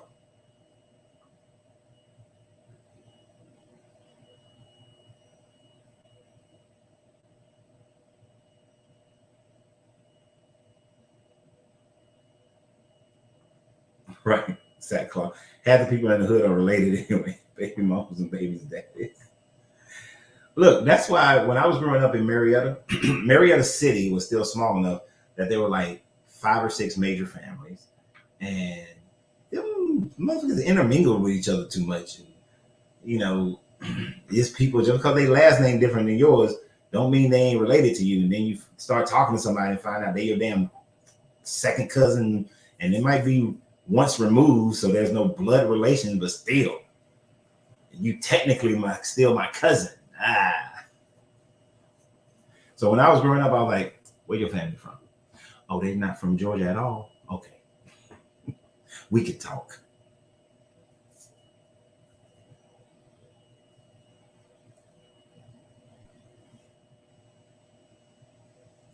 Shoot. Yeah, I would want to be connected and in the same house with my sister wife. That's how it should be. Um, I remember this. There was this one client of mine. This man was asking her to be, they wanted to add her as a wife, and she was like, not, well, she was fine with it, but she was like, I gotta have my own house. I was like, that's stupid. You defeating the whole purpose, right? Like that don't make sense. And at one point, um, I had met these 2 young ladies, and they were looking for a husband, right? They struggled, but he had this. He was gonna stay in his own house. I was like, that's stupid. You got to be in the same household, otherwise, you're not. It's not making any sense. Then you're just doing it for some play bullshit.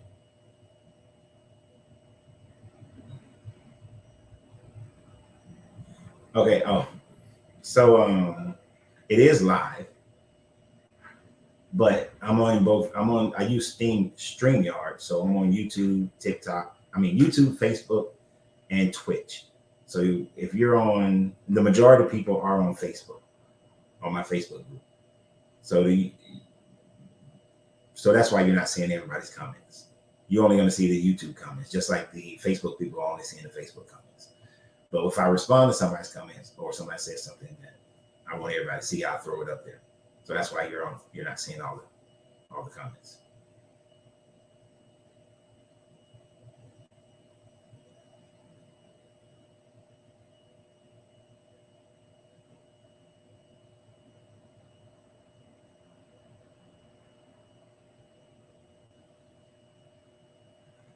Oh,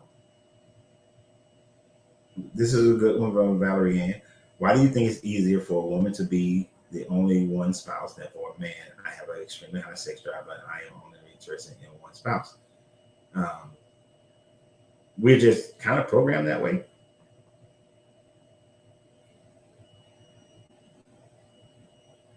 We're just kind of programmed that way, where most women just want to have one man. And here's the thing: most, this is just my experience. I could be wrong.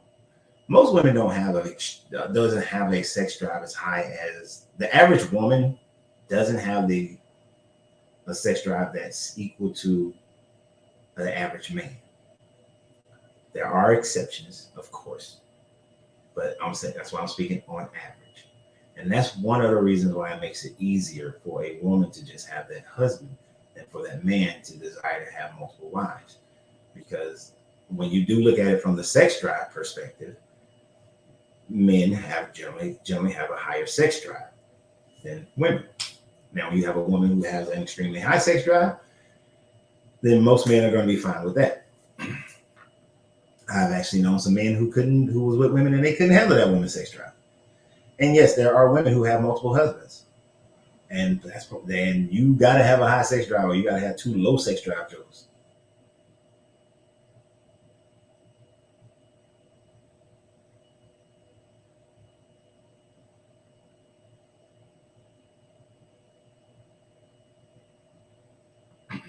Yeah, but before I used to do it, I used to have multiple cameras up, and then I'm looking around, and that shit, man, you still couldn't see it.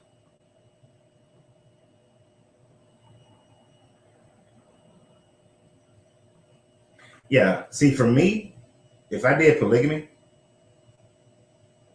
I'm with you. I'm doing it for the stronger family and for the finances.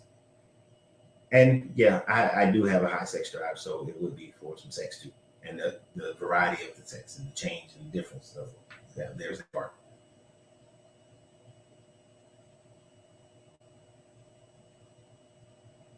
And that is another thing. On average, sex for women is above the neck. I've heard this one before, and that was on average. I would say yes, and actually, I would say above the chest because that's where your heart energy. So above the chest. When men are from the stomach down, instinct down.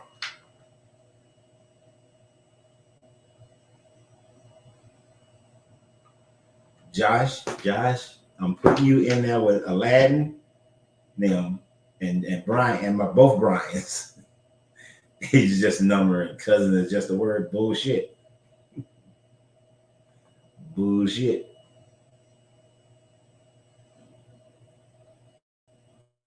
Oh shit. Go ahead, Michelle. Hold on, y'all. Wait. Why it won't come up? Move it slow. My great grandfather had four wives and a bunch of children. Only a railroad track separated them from each other. This was in Macon, Georgia, rural area, and I believe it 100%. Hell, I know my grandfather had two families. So,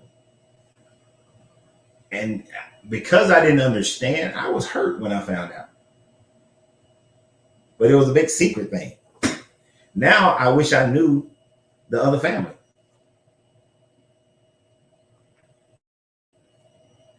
Yes, Valerie Ann, you are part of the exception when it comes to sex drives with women. And a funny thing about that, Valerie Ann, is that in my experience, I got married at 19 to the girl that I dated most of my high school years, and then I got divorced at like 36, 37. So I had no idea what it was like to date as an adult. And one thing that irritated the shit out of me is I would meet these women. They ain't had sex in 6 months or a year, and one girl 6 years. And they were all like, "Oh yeah, I always I want it every time, I want it every day, I want it, I want it, I want it." And then after you get with them, and it's like 6 months later, they done got it all out their system, and now they not drop down into this once or twice a week bullshit. And I'm like, oh hell no, you gotta go.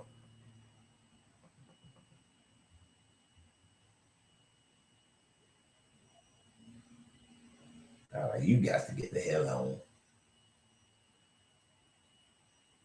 Yes. What they look. This is probably the best comment ever. The day's best comment. I have noticed over the last couple of days on my other videos that the sharing hasn't been as high as normal. Let's get to some sharing. Yes, yes, yes, yes, yes, yes. What Brian said, I could never have four wives, not me. Yet I understand for those who see themselves in that kind of. I could. I most certainly could. We gonna run some shit. We gonna run some. We gonna run some stuff. We gonna have some. We gonna make some money. We're gonna build some businesses. We're gonna build some communities.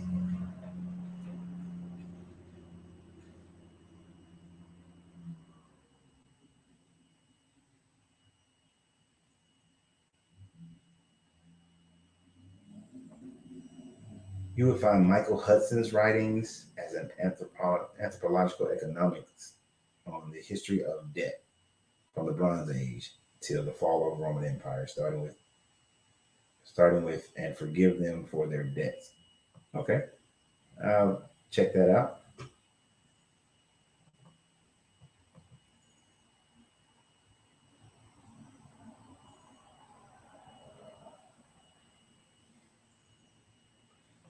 That might be you, but why you gotta tell everybody you outside frying up, barbecuing some steaks, knowing good and well that we can't have the steaks?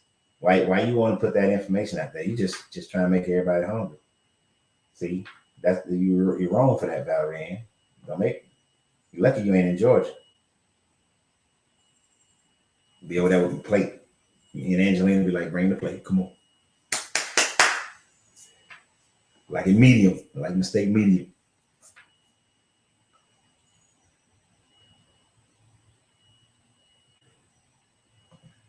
Explain for why prove that time is not absolute. Explain how that relates, John.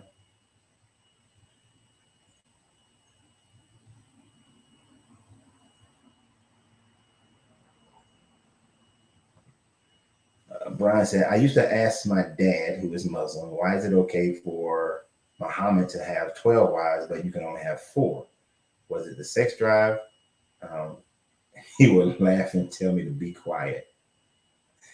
I thought in Islam you can have as many wives as affordable. I didn't think there was a limit. I thought it was only about what's affordable.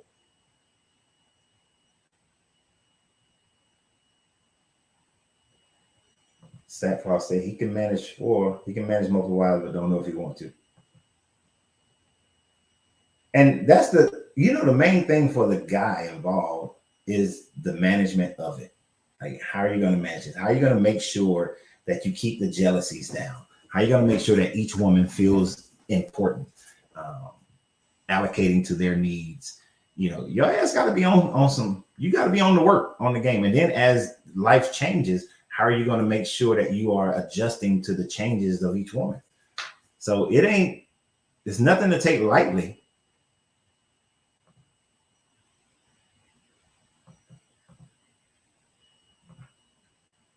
Was the apostle in the Bible literate? According to what the Christians teach, most of them were not literate. Luke and Matthew were, but the others were not, for the most part. And that's because it's based on the job title. If you look at the job of each one, that is where they kind of get the idea of who's literate and who's not. Like, so Luke being a doctor, literate. Matthew being a tax accountant, probably literate. Peter being a fisherman, probably not so much. And Peter's brother was also a Christian, probably not so much. It's lunchtime for me, so of course I'm hungry. This is 3:00. This is normally when I get ready to eat. So it's four in Islam, four wives. See, you don't have enough time for one. Where does he have time for four? It depends on how your lifestyle is set up, right? So if you consider my lifestyle right now, I shut down the cigar lounge, I shut down the popcorn shop. So I do this, and everything I do is from home. So I don't have to go anywhere. So I have time.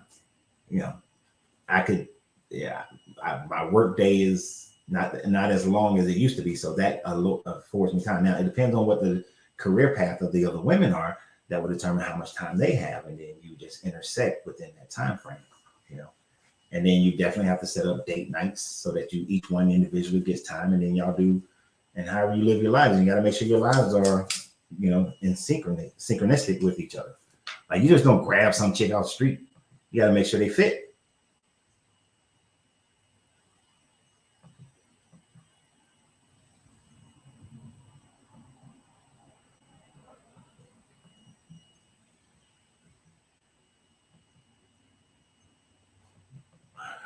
And see, that's what I say. You got to make sure these. You got to. Not that I'm saying casting on most of these women, but some of them, you got to make sure these personalities work together. Otherwise, you're just gonna have a whole damn mess going on.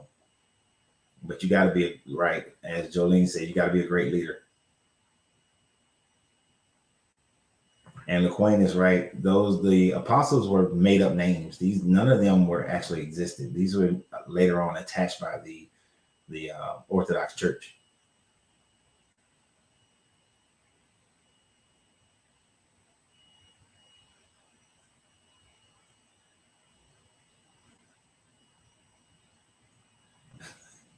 He said his uncle had 2 wives, and one night word got back to the wives that he had been seen with some other chick, and they laid into him with some sticks.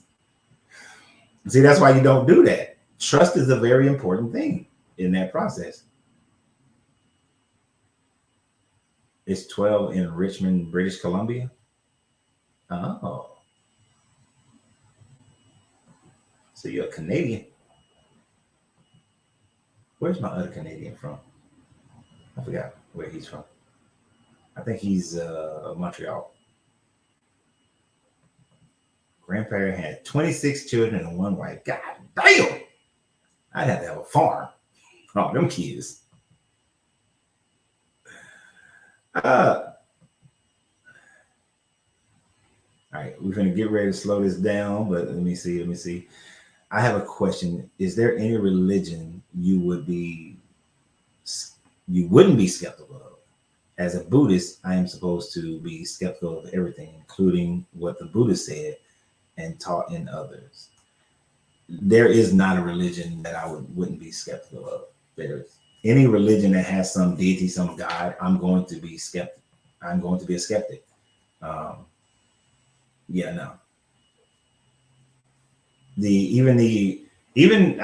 still have some skepticism when it comes to the Hermetics, because there are certain parts of the Hermetics that you'll never be able to prove, but there's more things but since it's just basic philosophy, it's easier to prove them correct. But as far as being like, when you read the Emerald Tablets and they start talking about the 9 lords and all this kind of stuff, and there's a whole spell that you're supposed to cast, and I've cast that spell, so don't get me wrong. I participate when I'm learning about something. I'll participate in its rituals. It doesn't bother me because I want to experience the ritual in order to understand the ritual. But I'm skeptical. Every religion I'm skeptical of. Like, and I don't. You probably never. I don't know if you're new. No pain, no gain. I thought you've been on here before. The name just sounds familiar. I mean, I know the phrase is familiar, but I could swear something. Anyway, I was just talking about this Tuesday because in Buddhism, where it's like you want to get rid of desires. Well, you have to have a desire to get rid of desire, which is still another desire. So,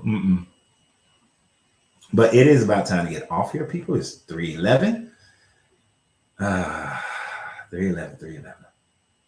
All home birth, 24, 1 set of twins. Good gracious. That Poe lady. Yo, Poe, is that your grandmama? Your Poe grandma. All them babies. Yeah, that's it. That is the entire trap. That desire to get rid of desire, but you have to have desire to get rid of desire, which is having desire that you're supposed to be getting rid of. But let me get off here. Y'all have a great day. It's Thursday, so y'all just gonna see a bunch of videos for the rest of the weekend. If I do pop on live, you'll just see the notification. I'll post that I'm going to go live, but it all depends on how my days are going. So I appreciate you guys. We got to talk about one of my favorite subjects today, which is sex. Love talking about it. One day we're going to have like a how to get it, how to make it feel good sex conversation. We're going to talk about some tantra up in this piece. Very lightly, because I did not give out a lot of information just openly on tantra, because people can use that for the exact or the wrong reasons. But look, anyway, please share all my videos that I post. I appreciate it if y'all do. I greatly would appreciate it. So y'all have a great day, and remember always you have to free yourself to be yourself because your greatness is non-negotiable. Good journey, good vibrations, and I'm out.